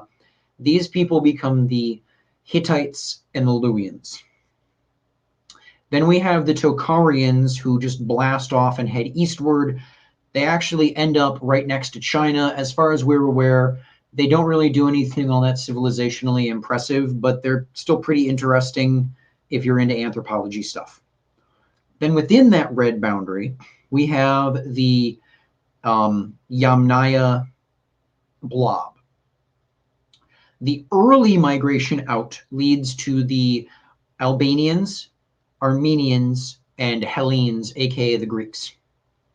These people head south, kind of curling around the Black Sea, and then they settle in Greece, and an early population of them keeps going, becomes the Armenians. So then we get into the blue boundary. These are all of the groups that start in Europe and then spread outwards. So once we get to this blue boundary, we get to like, I'm not trying to bully Greeks or Albanians here, but like Europe, right? The only group that leaves Europe meaningfully at this point are the Indo-Iranian peoples, but it's worth remembering here that half of the Indo-Iranian languages and peoples remained in Europe. They just became, quote, Scythian, unquote, which is the generic term the Romans used to refer to everyone who lived east of the Germanics. This refers to the actual Scythians, the Sarmatians, the Alans, and a bunch of other smaller Indo-Iranic peoples that remain in Europe. These people eventually get conquered by the Slavs. There is only one European Indo-Iranic language that survives to us today, and that is Ossetian, which is the descendant of Scythian. So only a portion of the Proto-Indo-Iranic speakers actually leave Europe, resulting in Iran and India, and a portion remain behind in Europe. Fourth, inside the green boundary, we have what I would call the core European groups. These are the Italo-Celts, the Germanics, and the Balto-Slavs. There's a bunch of, I guess you could call them lesser European languages and peoples that just don't survive to the present day, and we're simplifying them out because we don't know a lot about them. This is a lot of small languages in Iberia, in the Balkans. This is stuff like Dacian and Thracian. Thracian was probably related to Greek, or it wasn't. We don't know. We don't know much about Thracian. The Italo-Celts and the Balto-Slavs are both people who form at the peripheries of this kind of blob and increasingly pull away from the center, and both also split. Balto-Slavic goes on to become Proto-Slavic and Proto-Baltic. Proto-Italo-Celtic goes on to become Proto-Italic and Proto-Celtic, right? So we have this kind of blob that's pulling apart at the edges, kind of doing like this. But there's people in the center. Who are those people in the center? The Germanics. You want to throw up the overlap map, Nick? So Britain is in bell beakers. I had to make this map by hand because silliness. We have the purely bell beaker area in the west, the purely corded ware area in the east. Then we have the Greeks in Greece, right? We have the Germanic peoples in the middle. The Germanic peoples are the most atavistic of the Indo-European peoples. That does not mean that they are necessarily the purest or the grandest or that they have changed the least. but rather they are the through line from 4000 BC or so up to the medieval period. They are the ones that undergo the least introductions of asymmetry due to movement, intrusion of foreign elements, radical shocks, and so on. They undergo the least shocks and the least radical changes. An example of atavism. New Englanders today are the most atavistic Europeans, Americans. New Englanders today are the most atavistic Americans. They are the ones who are the most similar to those first similars. If you've ever heard Ron Boardman talk, you know what I'm talking about. His accent, way of life, demeanor, and so on have undergone less radical shifts and changes than mine or the alter egos. I mean that literally. I can trace my lineage back to Eltweed Pomeroy, who arrived on this continent on 1634's August 8th. Ron Boardman's accent and way of life are more similar to his than mine are to Eltweed Pomeroy's. That does not mean that Ron is more of a pure American, but that he has changed less by just simple geography. The people who moved across the Mississippi or the Ohio or the Delaware, when you had to move, when the people started moving to the South, and it's like, oh wow, we have to dress really differently in the summer because it's hot. That's a radical change. So some relevance when we talk about Indo-European cultures. The British Empire was composed of a variety of people. The English, which is really like 17 different groups, the Scots, the Gaels, the Welsh, the Cornish, none of these people liked each other. All of them wanted to do away, they didn't want an empire. They wanted to go back to killing each other over differences in like whose village is better. Remember, these villages are separated by like a mile of pasture land. So there was this move towards a fantastical and great interest in ancient Greece and Rome as this unifying element, the glorious past of Western civilization. And that's why if you open up a textbook in English, European history starts in Greece, not in England or Germany, where English, that is Anglo-Saxon, descends from. This leads us to have a very Grecian perspective on history at times. When we talk about Indo-European culture and religion, people often start with the assumption that the Zeus of the Greek playwrights, this bawdy cheater who goes around getting into escapades and shenanigans, followed by his evil wife that bullies his mistresses, is archetypally the king of the gods. But then they're perplexed when they see how radically different Odin and Rudra are from this Zeus. And then they're perplexed when they look at older stratas of Zeus's cult in writings that are religious and sacred in character and not the tales of bawdy playwrights. And they see how similar this Zeus of religion is to Odin and Rudra. The focus on one eye, on the head, on the mouth, on the tongue, on the mind. The ruler of heaven who wields the spear, the traveler, the giver and taker of madness, the lord of poets worshipped by both bandits and kings. This archaic Zeus that is so much more similar to Odin and Rudra is the original idea of him. Later ideas of Zeus are the result of radical changes. The Vedics and the Hellenics both underwent radical changes, but their differences are different. They did not change in the same way, nor did they change in the opposite way. Life is full of dimensions, far more than just 2 or 3. The Germanics lack those differences, back to a very early point. Do you want to throw anything here, sir? No, other than I like what you're doing. And so we'll do this. We'll answer a question while we're in here. No, I like what you're doing because you're talking about the theme on this. And I think some people may wonder when they listen to this, it divides audiences. There is a portion that really like the deep history, that really like the linguistics and the scholarly study of it and all these pieces. But there are folks out there that are like, well, but why? Why do we care about this? One thing, why do we care about it? Because it's cool and it's really interesting to a lot of us. I realize there's other people it might not be, but there's deeper meta reasons on why.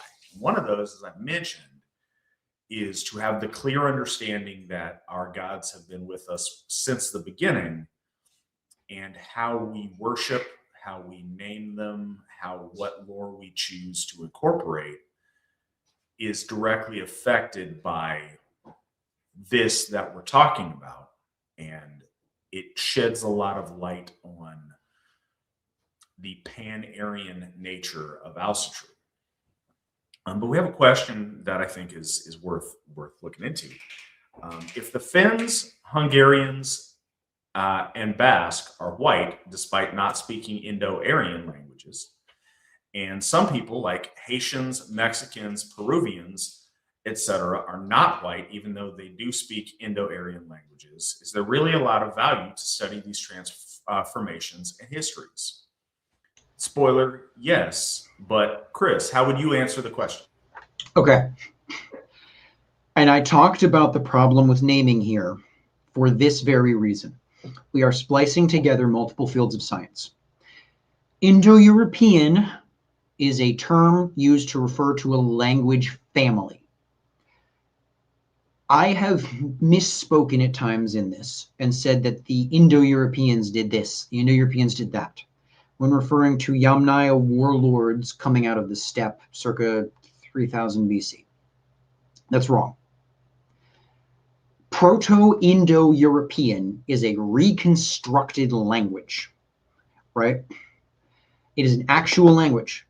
You cannot speak Indo-European. You theoretically can speak Proto-Indo-European. You cannot speak Slavic. You can speak Russian. You can speak Czech. You can speak Slovenian. You can speak Polish. You can speak Proto-Slavic, but you can't speak Slavic. That doesn't mean that there is not genetically a Slavic people. It is a zone that encompasses multiple individuals. Haitians speak an Indo-European language. That does not mean that they are Indo-European peoples. What that means is what that means is that they're not white. You can speak Chinese. Cha. I used a Chinese word there. I'm not Chinese. I'm not ethnically Chinese. I'm not biologically Chinese, but I could speak Chinese. I know a little bit of Chinese. Knowing a language is not the same thing as knowing a language is not the same thing as being part of a race. It's not the same thing as being part of a nation. It's not the same thing as material culture either. I know a little Chinese. I have chopsticks in my house. There's a lot of Chinese material culture. I have nothing in my life involving. I'm not Chinese. Is it important to the layman to know some of this stuff? Not really. And that's why I'm simplifying things. That's why I covered over 10,000 years of history in less than 30 minutes.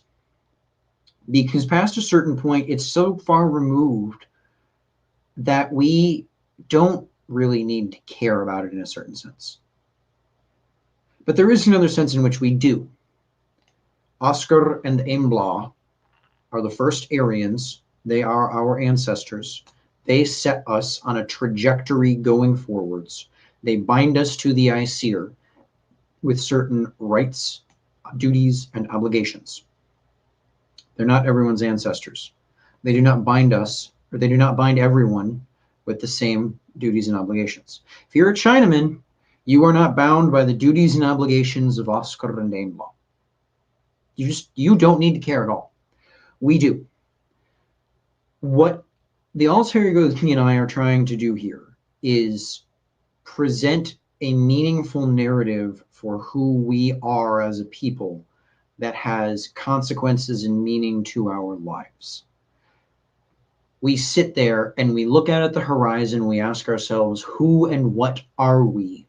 Because we need to know so we can know who and what will we become and where are we going. You don't need to care about the precise borders of the Indo-European language families, or how the laryngeals resulted in ablaut, or what this reflex resulted in that reflex. Did you know that every Indo-European language family evolves the future tense in a different fashion? Latin, Greek, and Sanskrit all have morphologically inflected future tenses. Germanic languages don't. They have different morphologically inflected future tenses. They arrive to how you speak about the future, literally how you speak about the future, in different fashions, different fashions. Most people listening to this do not need to know that Latin had 4 separate different particles to become the 4 different future tenses. Greek only had 2, Sanskrit had 1. I think it's 1. You don't need to know that. What you do need to know is that there was an ancestral population, and there were many lineages that came out of it. And then there was an agonism to see who would be dominant and who would be the ones to guide that population's descendants into the future. And then there was a unification. That is more important than knowing the precise differences between Haitian English and American English, and American Englishes, mind you. There's more than one American English. Do you want to throw something in, sir? Well, no, I just want to say that this isn't just linguistic. It's also cultural, and it is also racial. And understand it, because you talked about in the question, is there a lot of value to study these transformations and histories? And I'd say yes, because they explain to you why a Castilian Spaniard in, the early medieval period is a white guy, why a guy in Mexico could be a white guy if he's, the guy on the soap opera, but is most likely a mestizo guy, and why Chris is not a Chinaman, but he can speak some Chinese. Because the why is what matters. And the histories tell us the why. There's places you go and supplant a population. There's places you go and merge with a population. There's places you go and, enslave or oppress a population. There's places you go, and one of the points of this episode is like these old Europe things that you mentioned, specifically the Basque, where distant cousins re-amalgamate and carry on a cultural linguistic tradition as white people, like the Basques in Spain. But you also have these populations. Understanding the history tells you that some Hungarians are white, some Hungarians aren't. Some Finns are white, some aren't. You have an admixture of Asians in both of those populations because of us understanding these migratory patterns of people. So I do think it does matter, and it helps inform a lot of how we come to get these things. But the linguistic developments that Chris just mentioned, I think, are also important, because language is first, language is magical. It is a primal magic. The rune for the gods, Ansus, is about the gods, but it's also about the mouth and speaking. You have, Ymir, the first primal giant that brings forth creation, is the roarer. Sound and language are fundamental to our faith. It's one of those things about runes. Runes are some of our, most special sacred principles and understandings of the elements of the universe, or of our existence. And they also form an alphabet and a way of writing and a way of communicating. So those things are really important. And the differences Chris is talking about in those linguistic changes and evolutions over time also track with a mindset and an understanding of the world around us and what that means in terms of linguistic development. And it really does shape the lore that's come down to us. It shapes our processing of that lore, and it ultimately gives us a better understanding of our gods, certainly of our ancestors. And because what our ancestors did is so very important, because we worship our ancestors, ancestral veneration is such a fundamental to Asatru. Yeah, I do think all of this is important for those reasons. But yeah, we certainly understand just because you speak a language doesn't make you a race of people. But back in a tribal period where you are conquering land and displacing populations, it very often did mean that. And understanding the history gives us the insight to know in which cases it did and in which cases it didn't. And just to say here real quick, let's not lose the forest for the trees. Speaking of the ancestors here, our obligations and duties to the Aesir emerge out of, for simplicity, biology, not linguistics and anthropology, right? We're using the language and the archaeology to talk about our ancestors as people. But if I had to give this presentation in Mandarin, I mean, we're a folk. Is your membership in the folk defined by your biology, by how you act, by your soul? Or is it defined by the language you speak and the culture you practice? We're an ethno-religion, so it's the former. It's not the latter. Well, another last kind of thing I want to say on the language here just at this point is affixing language to something solidifies things in a real and tangible way. And we know that because the Alsavatni is one of our sacred rituals of Asatru in someone's life. The affixing a name to a new child is a symbolic defining of this and not that. This child will have this name. From now on, when we speak this name, it has a meaning we all understand attached to a Hemenia and a reputation that we all weigh and that we measure and that we count. When the gods interacted with ancient people and there was grunts and, you know, head scratching and whatever, that's important. There's a transformative moment when, you know, lightning strikes an oak tree and someone grunts out "Perkunwos," and okay, something hasn't. All right, now all of these things that we understand also Thor to be coalesce into one. Okay, this is my God. I am his people. This is a thing. It's a transformative moment, and it may seem small, but it's not. At that point, there became a body of lore and a tradition and an understanding and a religion. There's a loose spirituality when there's just kind of the gods are there, I'm here, you do acts of kindness or acts of respect. When you attach language to it, you get stories, you get religion. And you don't have that in the same way when you don't have that element of communication, when you don't have the mystery of Ansus.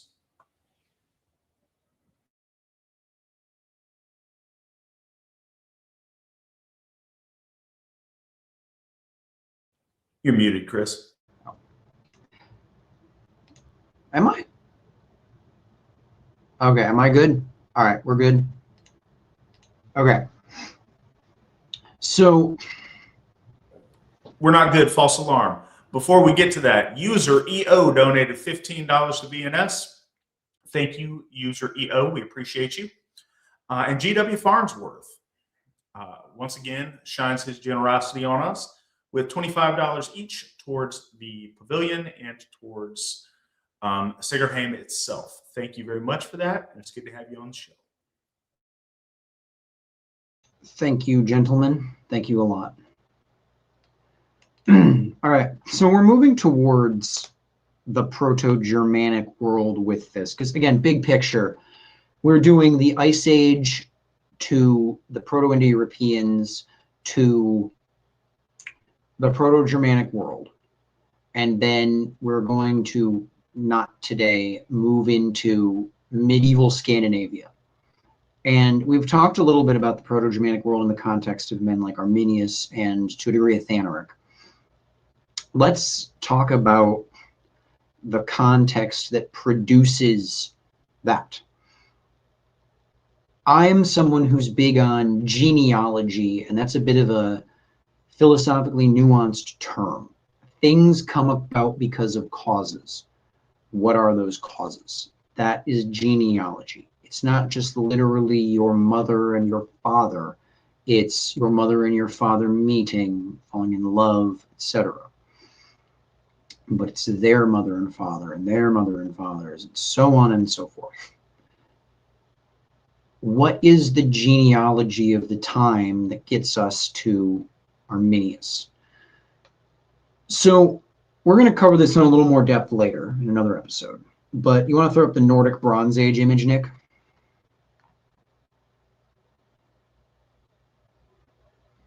So there's this east-west division forming with Central Europe through Germany as this border.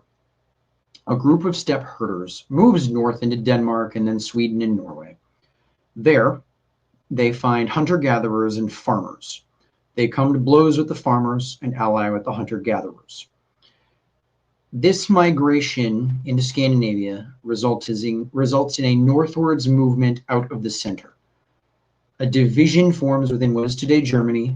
The north half starts moving farther north. And remember, Denmark is north here. And the south half starts moving west and east. Southern Germany becomes increasingly part of the Italo-Celtic world because the Italo-Celts end up taking up residence in the Alps, in the mountains. And there's somewhat of a void between that south and north. You want to put up the late Bronze Age image, Nick?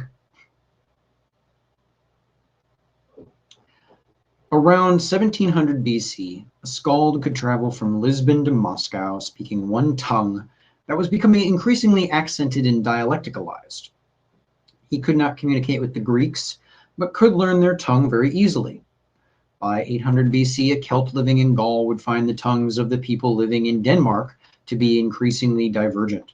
By 300 BC, a Celt and a Germanic could no longer understand each other, although they can very easily understand each other's languages. So what we have here on the screen is a map of the Bronze Age, and this is kind of non-chronological because some of these, I have had to fill in a few things here just for completeness sake, right? So we have the Atlantic Bronze Age system and the Urnfield system. The Celts emerge out of the Atlantic Bronze Age system, gobbling up the Urnfield system. And then we have the corded ware kind of amassing in the east, but also breaking up, right? So if we divide up Europe, what we end up seeing is this eastward shift, building up the Celtic world, creating, France, Spain, Britain, southern Germany, Italy as the Italo-Celtic sphere. And then we have this Indo-Iranic, Balto-Slavic sphere in Eastern Europe. And then we have, the term is Paleo-Balkan. It just means everything south of, everything in the Balkans that's not Greek, because it's all poorly attested. So we see this division of the center to the periphery, right? And then there's this movement into this refugia in the north, and then a downwards shift, a southernwards migration. Around 500 BC, a back migration starts to occur. The peoples living in northern Germany, in Denmark, and in southern Sweden start moving south, filling the void in central Germany and asserting themselves against the Celts in southern Germany. You want to throw up the Hallstatt-Latene image, Nick? So I mentioned Ariovistus in our episode on Arminius. Ariovistus is a man who is attempting to rally these southern moving Germanics, the Gauls living in southern Germany, the kind of yellowy area where it says Volsci and Boii, right? And the Celts in eastern France, like the Treveri and the Belgi, into a unified bloc against the wealthier Celts in western France, the Veneti, the Pictones, the Carnutes, and Rome. When Ariovistus and Caesar, come to blows, the big picture is they're really getting into a fight over which bandit king gets to loot western France. It is this back migration southwards out of northern Germany, Denmark, and southern Sweden that leads to what we call Germania. And it is out of Germania that medieval Scandinavia emerges. But that's for another episode, right? Do you have anything to throw in here, sir? This kind of lead up plug for the Volkwanderung episode? No, other than I hope everybody's liking this. I know we don't have a ton of chat going on in the chat room. We do have a higher number of people watching in real time on YouTube, and I know we're throwing a lot of weighty stuff at you guys, but it does shape the tapestry of where we come from, and I think that's becomes increasingly important as the surrounding, I don't know, narrative in the world that we're in is as though white people don't have a culture, or that there's no such thing as white people. We're all these atomized things. We came from somewhere, and we came from a unified people. At one point, we were one race of people, one unified tribe of people, united in worship with the Aesir. This is the beginnings of the story of that people, at least as far as we have historical record of.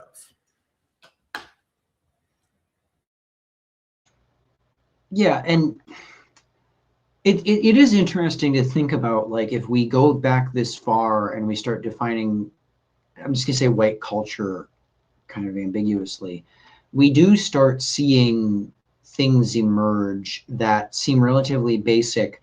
But it's also important to remember that when we think about culture in the European context, we're thinking about European cultures as well, like saying the sacrality of the household, the sacrality of hospitality. It's like, well, that seems kind of obvious. Hospitality is important in France and Germany and Russia and Denmark.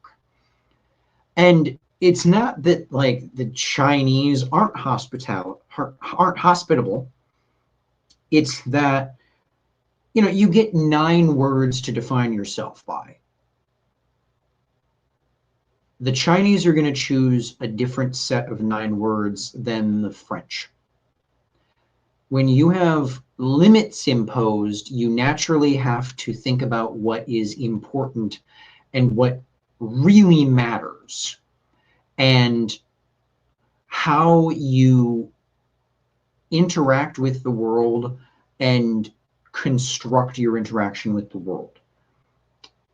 As an example, I'm 2 hours into talking about the Indo-Europeans. We haven't brought up Just Dumezil. So Dumezil did not create this, but he's famous for expounding upon it. Stig Wickander was very influential as well. He's an interesting fellow. Anyways, Dumezil has the tripartite hypothesis, which says that Indo-European society was led by this kind of elite of priests, warriors, and then farmers, cattle herders, tradesmen.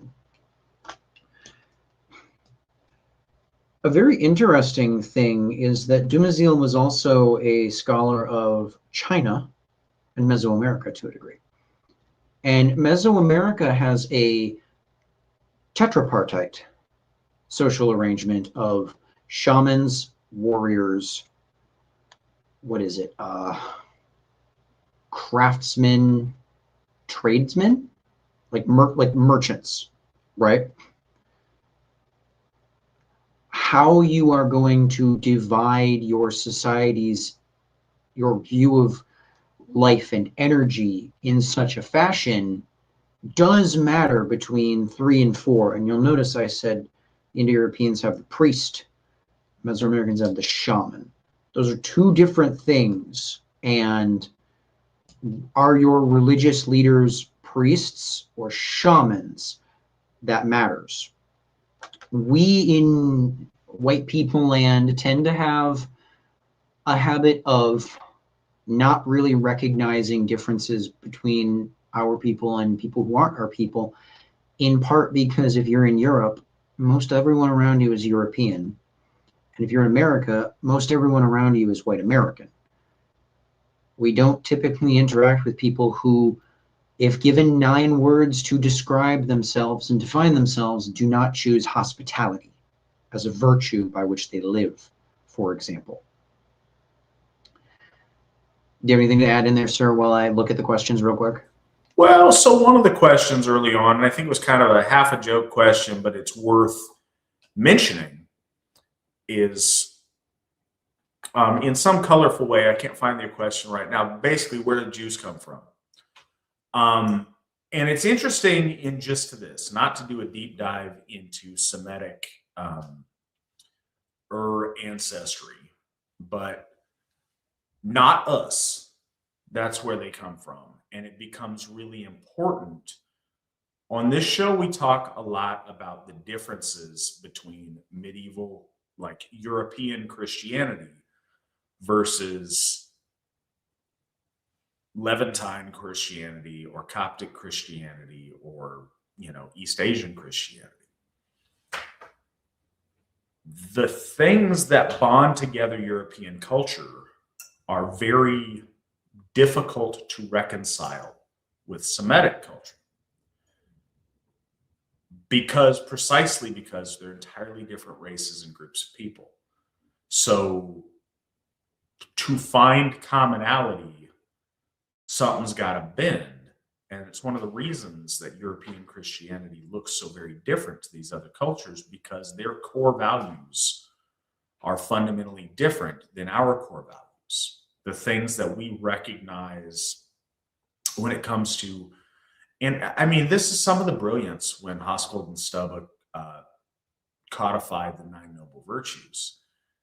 These aren't necessarily things that would be the 9 virtues chosen, like Chris was saying, by the Chinese, by the Nubians, by the Hebrews, by the Australian Aboriginals.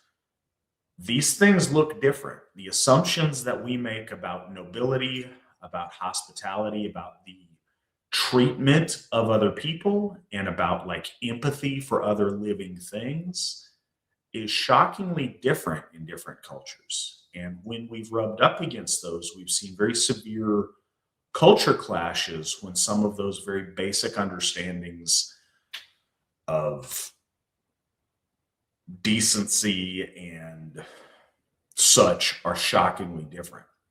We saw that in very stark contrast when Europeans made contact with the Skraelings of various variety here in the Americas. We see that, when Europeans went on crusade. We see that when explorers encountered Africans or went and tried to open up China for business. You see, excuse me, you see really big differences in those fundamentals, and that comes through in this in a very particular way.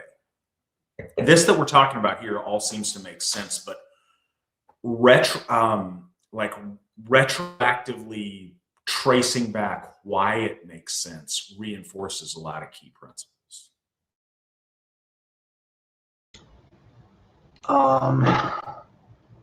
Yeah, so I've mentioned a few other language families. Afro-Asiatic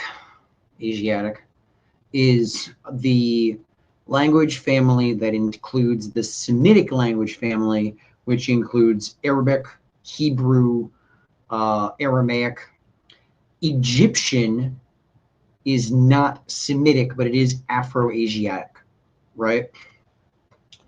Each of these families is different, and they are differently different. Proto-Indo-European is characterized by this really nice, easy steppe warrior conqueror horde emerging circa 4000 BC and conquering Europe pretty quickly. So it's like this thing happens, then a bunch of little linguistic effects occur. With other language families, it's a lot different. Afro-Asiatic is really complicated because a lot of what we know about old Afro-Asiatic languages comes to us from Semitic, like Akkadian. And then there's Egyptian. The Egyptians had writing, around the same time the Proto-Indo-Europeans were like, I am illiterate, but must conquer, right? So that makes the study of Afro-Asiatic very specific. The same is true with Sino-Tibetan, which is extremely biased on very specific varieties of Chinese. And Chinese has undergone a number of phonological effects. We'll get to Chinese in a little bit with the chariot question. I guess I could just answer this now.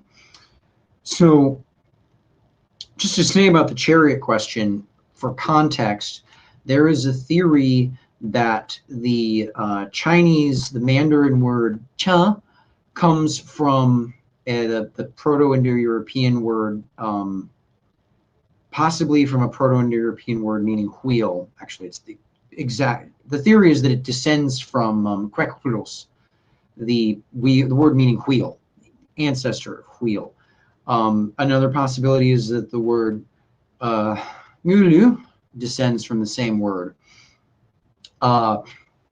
In modern Mandarin, this word is cha. However, in Old Chinese, it's depending on which pronunciation system you use, it's either kla or kla. Farther back you get from the current day with Chinese, the weirder it gets. So you get to like 1000 BC, and you get words like strange trills and nasal tones. It's a really wacky language. But then, to be fair, it's not like Proto-Indo-European. Oh yeah, it's got 4 vowels. Only 2 of them are different sounds, and then there's 3 different ways of saying, right? Like pre-modern languages are wacky like that, right? But the theory goes that because there's a lot of people that move out of the steppe, and they head all sorts of directions.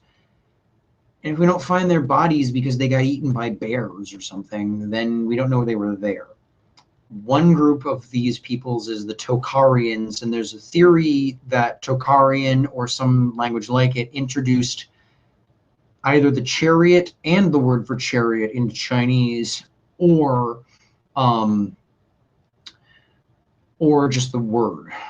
And this gets into like how do horses get to China? It's complex stuff. I don't know enough about, ancient Chinese language theories to argue that it's true or not in like an objective sense. I don't see why it couldn't be, though, particularly because horse domestication comes from these steppe peoples anyways. So it's kind of like, why wouldn't the Chinese get the word from the people they're getting the horses from? Or why wouldn't they get the word from the people who got the word from the people who blah, blah, blah, got the horses from the people? You know what I mean here? It makes sense. I don't have a reason to doubt it. I wouldn't bet my life savings on this specific Proto-Indo-European word being the one, but I don't see a reason why it couldn't be the case, right? Particularly because tea comes to English from cha, which means tea in Mandarin. So why couldn't something similar happen the other way, right? Anything to say on this one, sir? No, other than it wouldn't surprise me if it was a loan word, because it probably comes out of Aryan charioteers on the steppe and various other almond-eyed steppe peoples telling Chinamen about it and then them using the word that it comes to them with. You incorporate foreign words all the time for stuff you've never heard before. Yeah. It's like Sasquatch. It's like the Sasket Indian tribe or whatever. White people are like, huh? Sasquatch, you say? Cool. Let's call it Sasquatch. Right.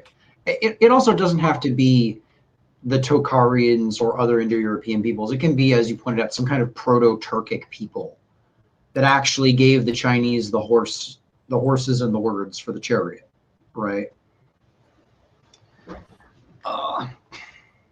What other questions do we have here? Okay, so are we at the question portion? Cool. I would say so. Cool. I don't have. All right. No, that's good. Let's call. Well, because sometimes one time I stepped on your wrap up and I didn't mean to. You had to like. Oh no. I don't like Paul Harvey, and now you know the rest of the story. Like, no, I don't have a cool wrap up because it's just a plug for the next episode. No, it's all good. Cool. So, questions. All right, I got you.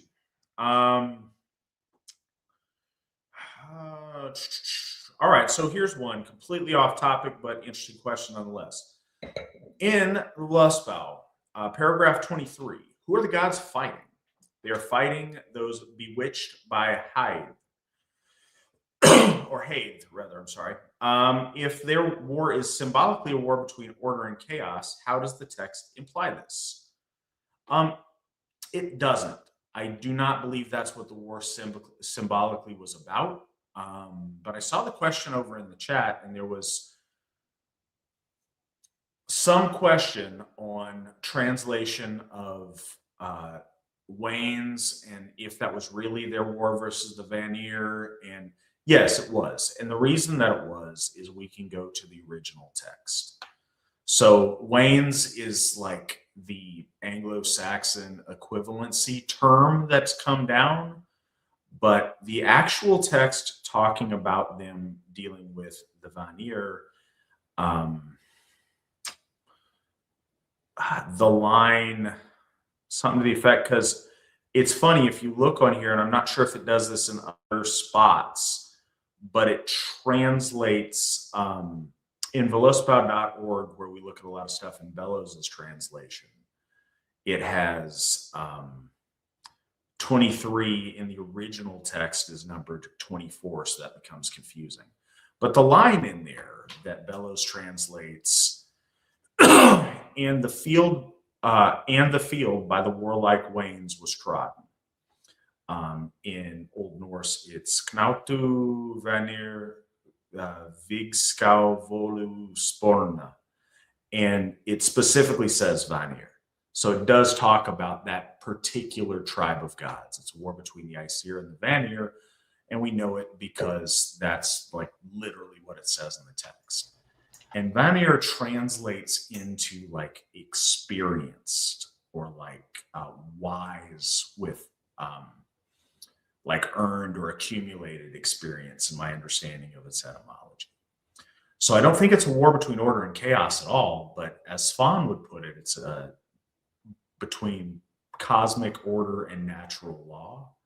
I think in one way it is the synthesis of nature, fecundity, the gods associated with the growing world around us, with the natural functions, with chthonic things, and with elements of that kind of very primal, very natural existence, with the gods of consciousness, the gods of war, the gods of thought and inspiration, and with these expansive consciousness gods pairing with, or struggling with, and ultimately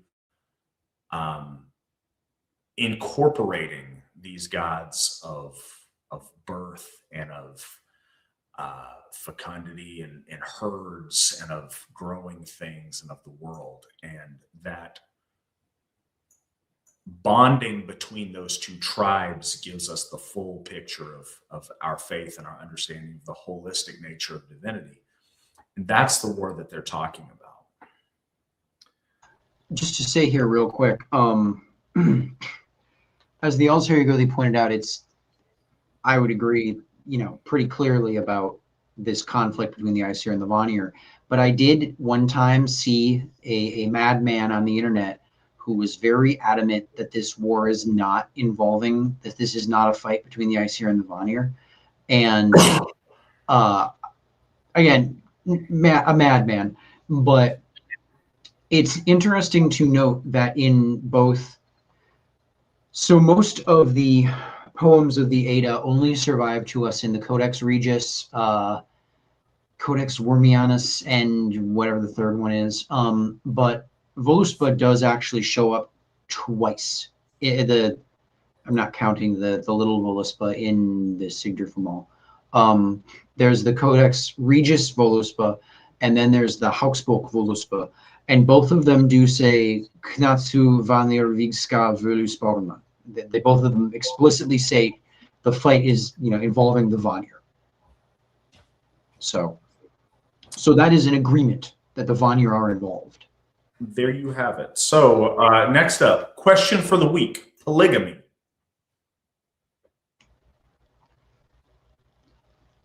No. So okay. So a couple of things. We'll go a couple of different places. That is a topic that comes up in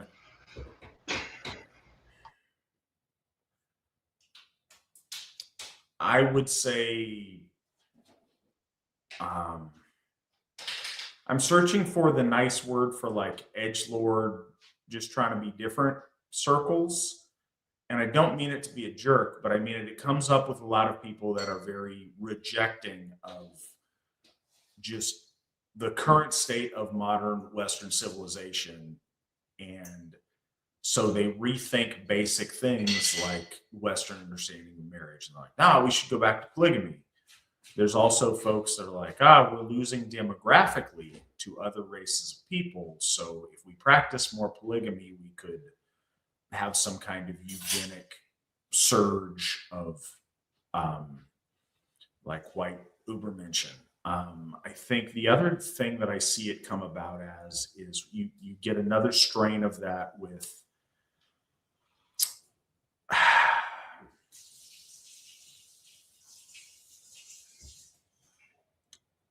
millenarian doesn't really capture what I'm trying to say, but like prophets of doom that prep and assume there's going to be a huge societal collapse or zombie apocalypse or whatever shape that looks like. And then, but we'll need to repopulate by having all of these wives. Again, I point out things that are, funny examples. There's people with serious questions about it. And I don't mean to like diminish that. First,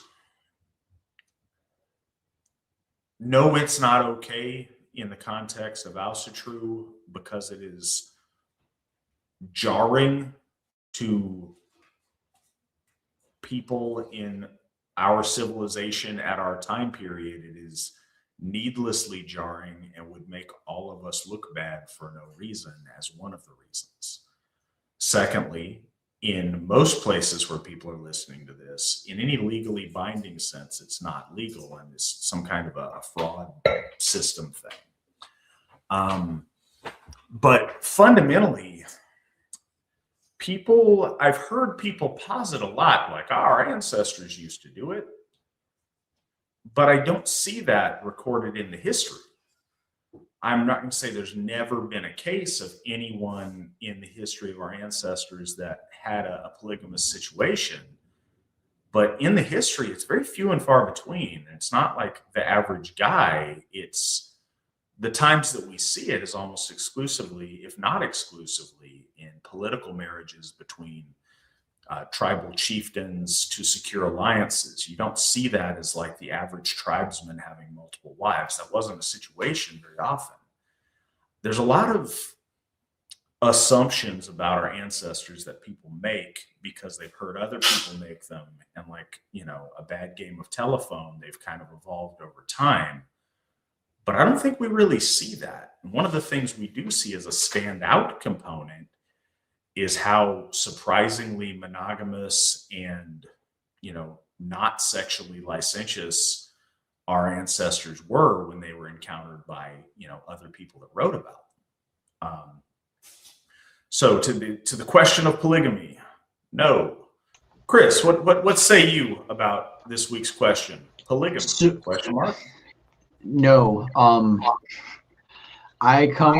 We have been, our lineage has been, our race has been largely monogamous with very small scale polygyny by elites for long enough that it is almost bordering on like a biological feature, not a bug, right? Like it's no longer a cultural.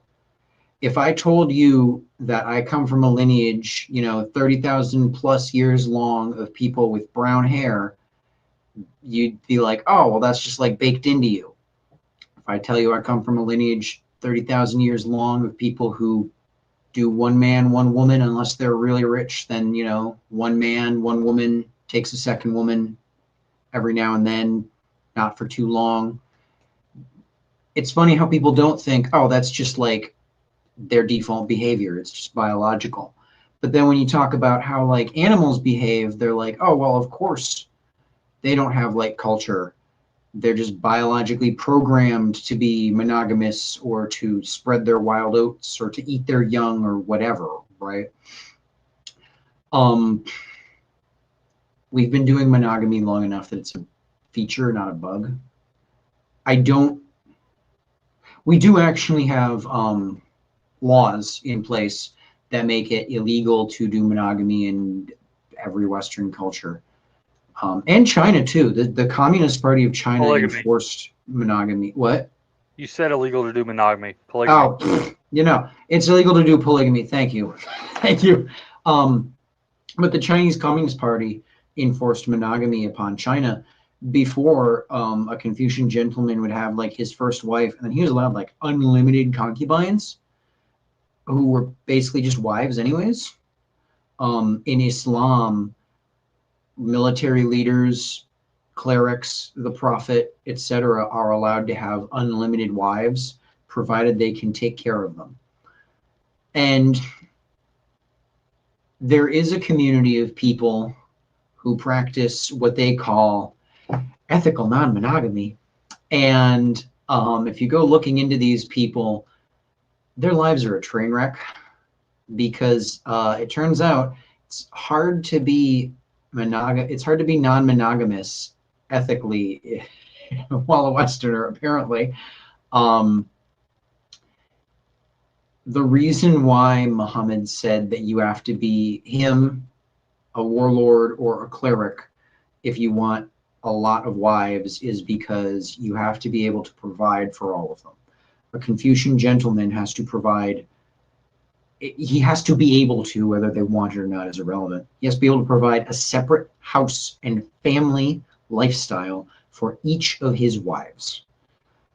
Most people aren't capable of doing that. Most men, when they hear you get to have multiple wives, think it's going to be fun, sex orgy time all the time, ignoring whether it's ethical or not. This is just a lot of work that most people do not seem to be capable of handling. And I don't just mean like one man can't afford multiple wives on the average man's salary. I mean this even in terms of like, pardon the term, emotional labor.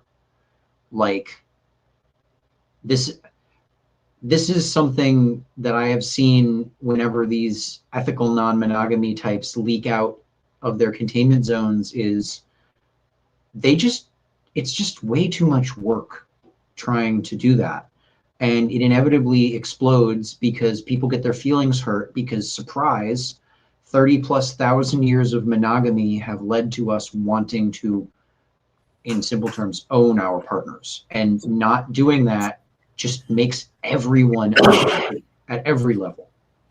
There's circumstances in history to where it like, cool, we're trying to repopulate something, or the Mormons were moving out to the middle of the American desert and we're trying to quickly repopulate, or you have someplace after it's been just devastated by war and all the men are dead, and so like there's circumstances in the course of history, but they're few and far between. And I think people in today's day and age, there is an instinct, or I guess a reaction to having been so let down by so many things in our culture, to try to radically reimagine everything.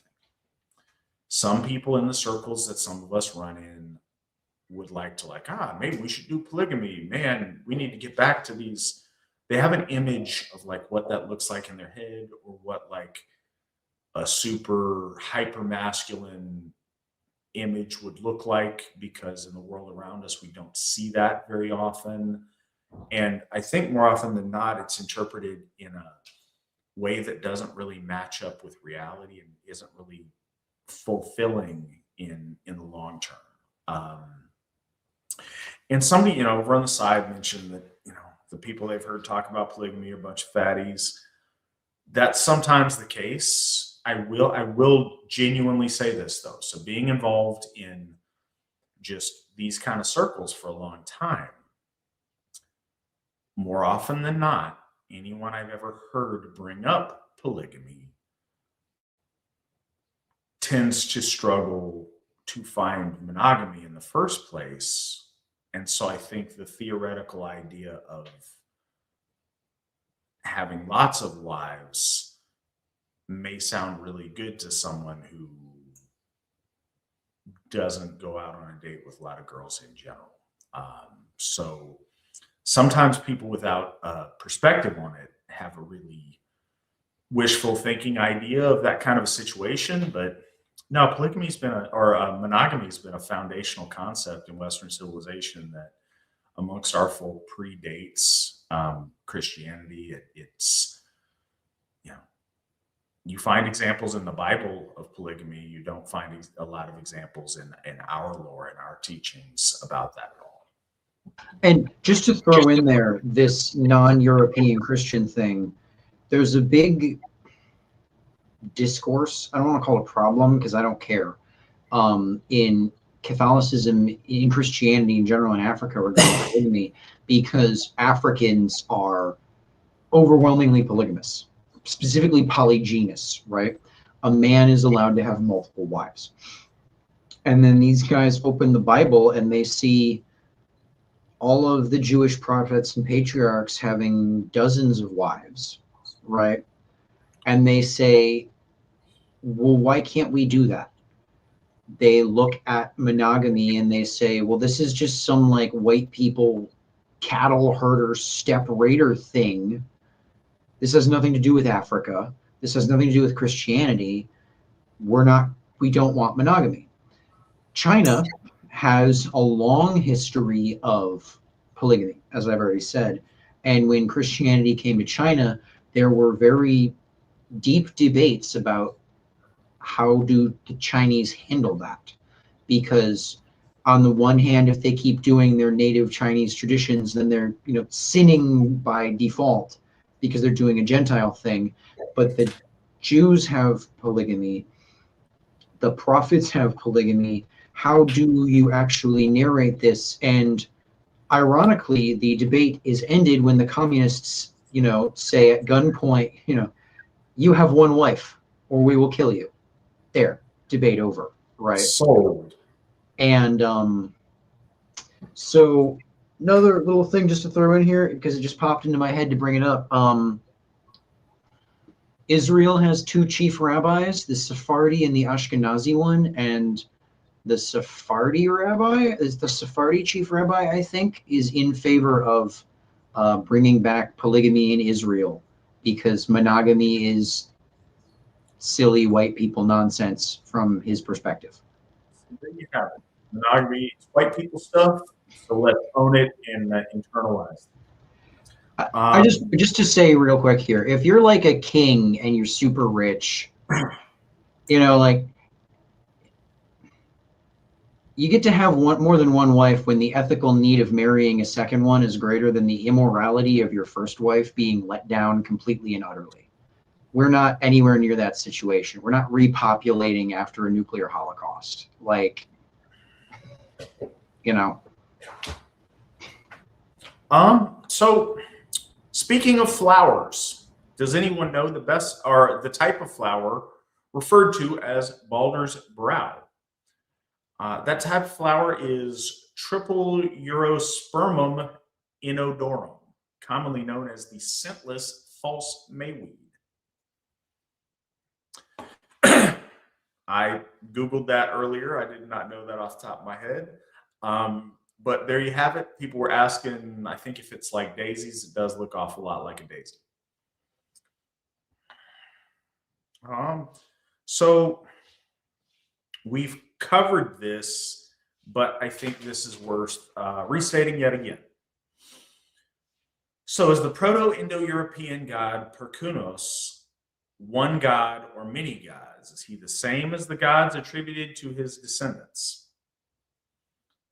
Yes, he is one god, and he is seen by those descendant traditions through different lenses, through different relationships built over thousands of years of different cultural relevancy and different understandings. But here's the thing. If you're examining Perkunos as a literary motif, then it gives rise to all these other literary characters that share almost identical similarities. But he's not, he's a god. If he is a god, then he is the god of these people. He was the god of the one of the gods of the Indo-Europeans. He is a god of all of their children, all of their grandchildren for eternity. He doesn't become a different person when they develop a different language or move to a different valley. He is who he is, and that's timeless.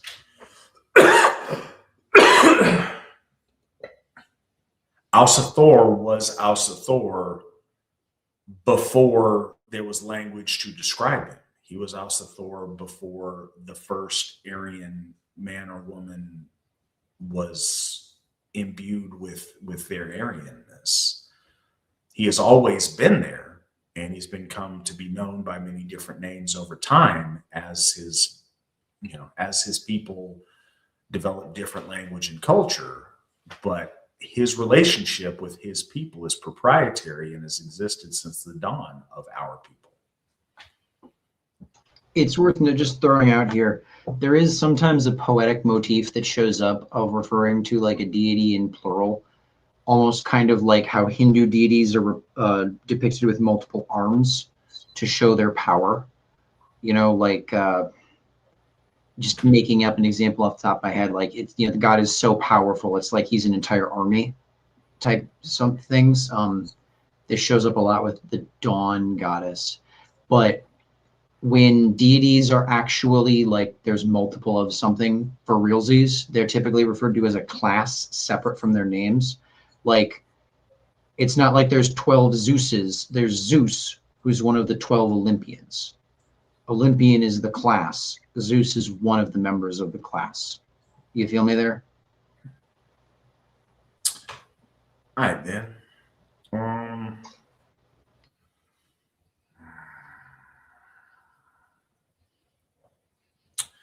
So just a fun question. If the Aesir separated Midgard from Jotunheim with an ice wall to protect the folk from Jotun attacks, and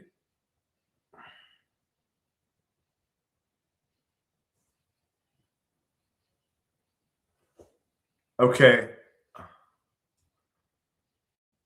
I think there's some typo at play here. Does that make Asia and Africa Jotunheim? Yes, in the sense that they are distant, far-off lands to the east. No, in the sense that like Negroids and Mongoloids are somehow Jotnar. That there's always this attempt to put modern racial understanding onto very, very ancient things, those types of people didn't exist to the mind of our ancestors writing down our lore. They weren't relevant to our existence. Our lore also doesn't speak of, aliens or whatever else we might encounter as we grow and expand far beyond the boundaries of our understanding. What it does separate is the middle yard, the place that is this protected, safe place for our people to grow and thrive, from the dangerous outside world around it, which, in a sense, when we're expanding, could be Asia, could be Africa, could be North America, at a different time, could be Iberia, could be Italia, could be the Balkans, could be any place like that. But, Chris, did you have any thoughts on that? No, exactly what you said. I don't believe that if you go far enough east, you'll find like a land full of extremely large beings with too many arms and too many heads. You can go on Google Maps and look, do the street view of China. There's none of that. You can find some strange stuff in China, but not that strange, right? As far as It's a big place, Chris. You don't know. And also, to be fair, China does not have Google Street View. They don't allow it. The only things you would have on there in China is people putting pictures up. Sure, because they got to hide their giants from Chris. You can actually drop the little yellow guy into China and do Google Street View. You are correct, Nick, but the technical nature of that is not worth getting into, because the medieval Scandinavian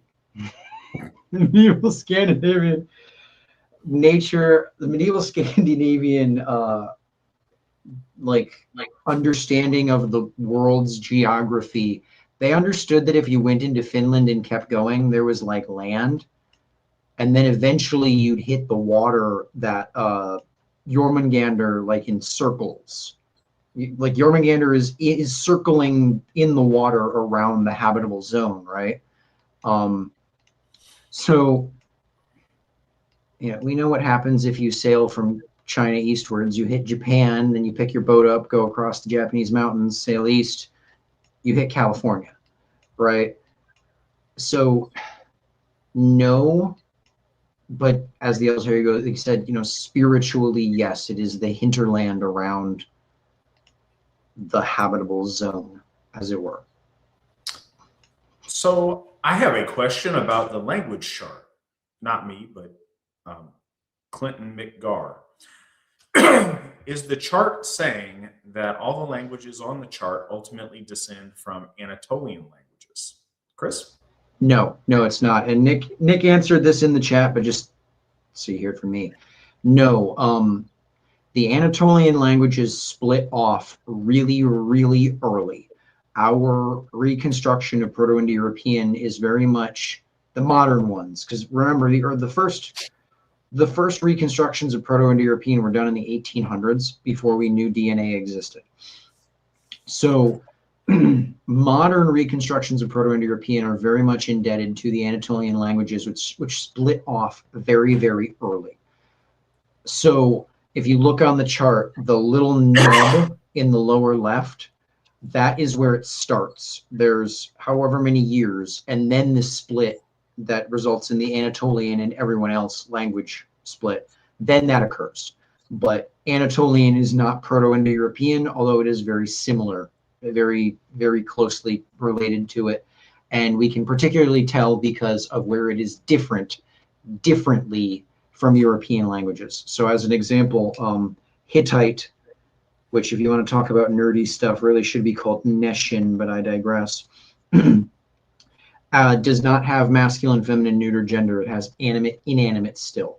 Whereas I believe it's Luwian did evolve masculine, feminine, neuter, which is really interesting that feature was found varyingly in the Anatolian language family, whereas it's just universal in the other Indo-European languages, right?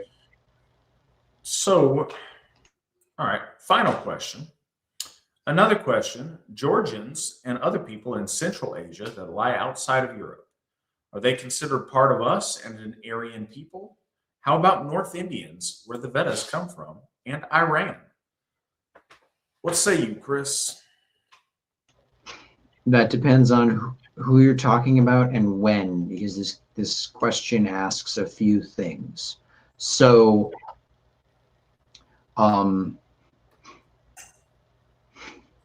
so regarding the Indian peoples, the Proto-Indo-Iranics move out of Europe, head east, then start heading south, right? And as they do so along the way, they interbreed with varying peoples of non-whiteness, I guess you could call them. The various peoples inhabiting, south of Chelyabinsk. And I've seen genetic stuff that would indicate that the peoples who were conquering India were becoming increasingly non-white. But again, this gets into like, yeah, we found 3 dead guys.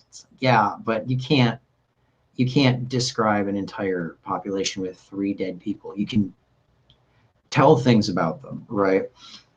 I once saw a study. I saw a guy claiming that there's a study studying the Etruscans, right?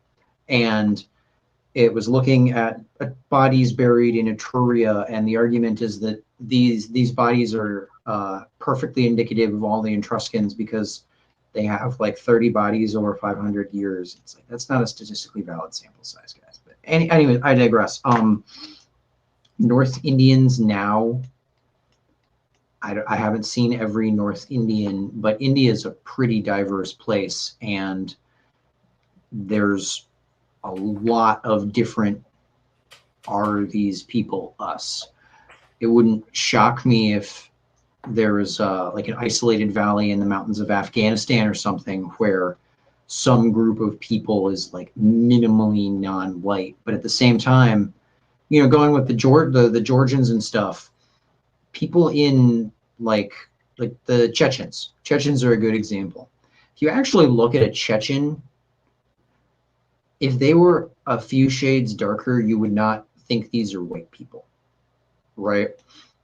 Chechens, as I understand it, do not descend to, in a large portion, do not descend from the population that was like trapped in the Ice Age. So they're like pale, but they're not white. The Japanese are also pretty pale. Japanese aren't white. Not Chechens, like straight Arab, really. Yeah, no, like phenotypically, they look quite different. They just happen to be like, So your question is interesting because sorta, depending on when and depending on where and depending on who, you're pointing out that yes, these are fringe areas that there is the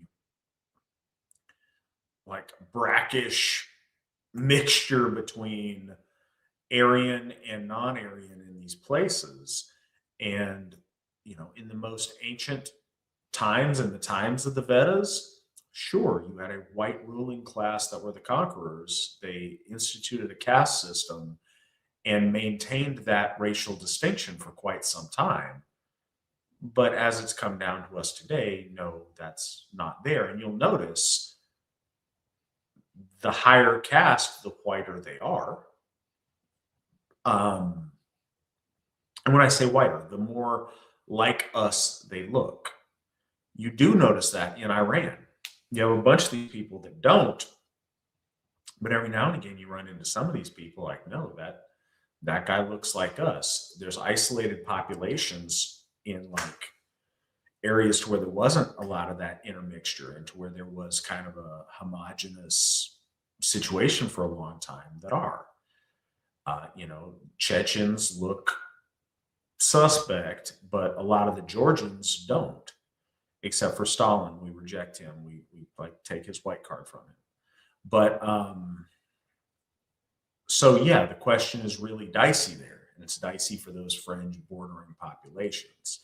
So I don't think that you can. Those are inherently mixed ethnicities that the details really matter. But I think that that's, I don't know, I think that's informative, and it's kind of part of what we're discussing. It's like, you know, were Mexicans in the 1530s white, or were they Indian? Yes, there were whites and there were Indians. Now it's all jumbled up, and you have enclaves of ethnic Spaniards, but most of them are intermixed in some way. So, you know, yeah, the people on those fringe bordering places, you're going to find a wide variety of some white people, some not white people, and a whole lot of people somewhere in between that it's real kind of sketchy. Real last question, because it popped up during this. Matt, if the South becomes majority Asatru, would it change names from the Bible Belt to the Edda Belt? Yes, that's exactly what it would do, and I long for that day. I hope everybody will join up, and let's make that happen. Chris, thank you so much for joining us this evening. Your episodes are very meaty, and I think people really like them and look forward to them. I certainly know that I do.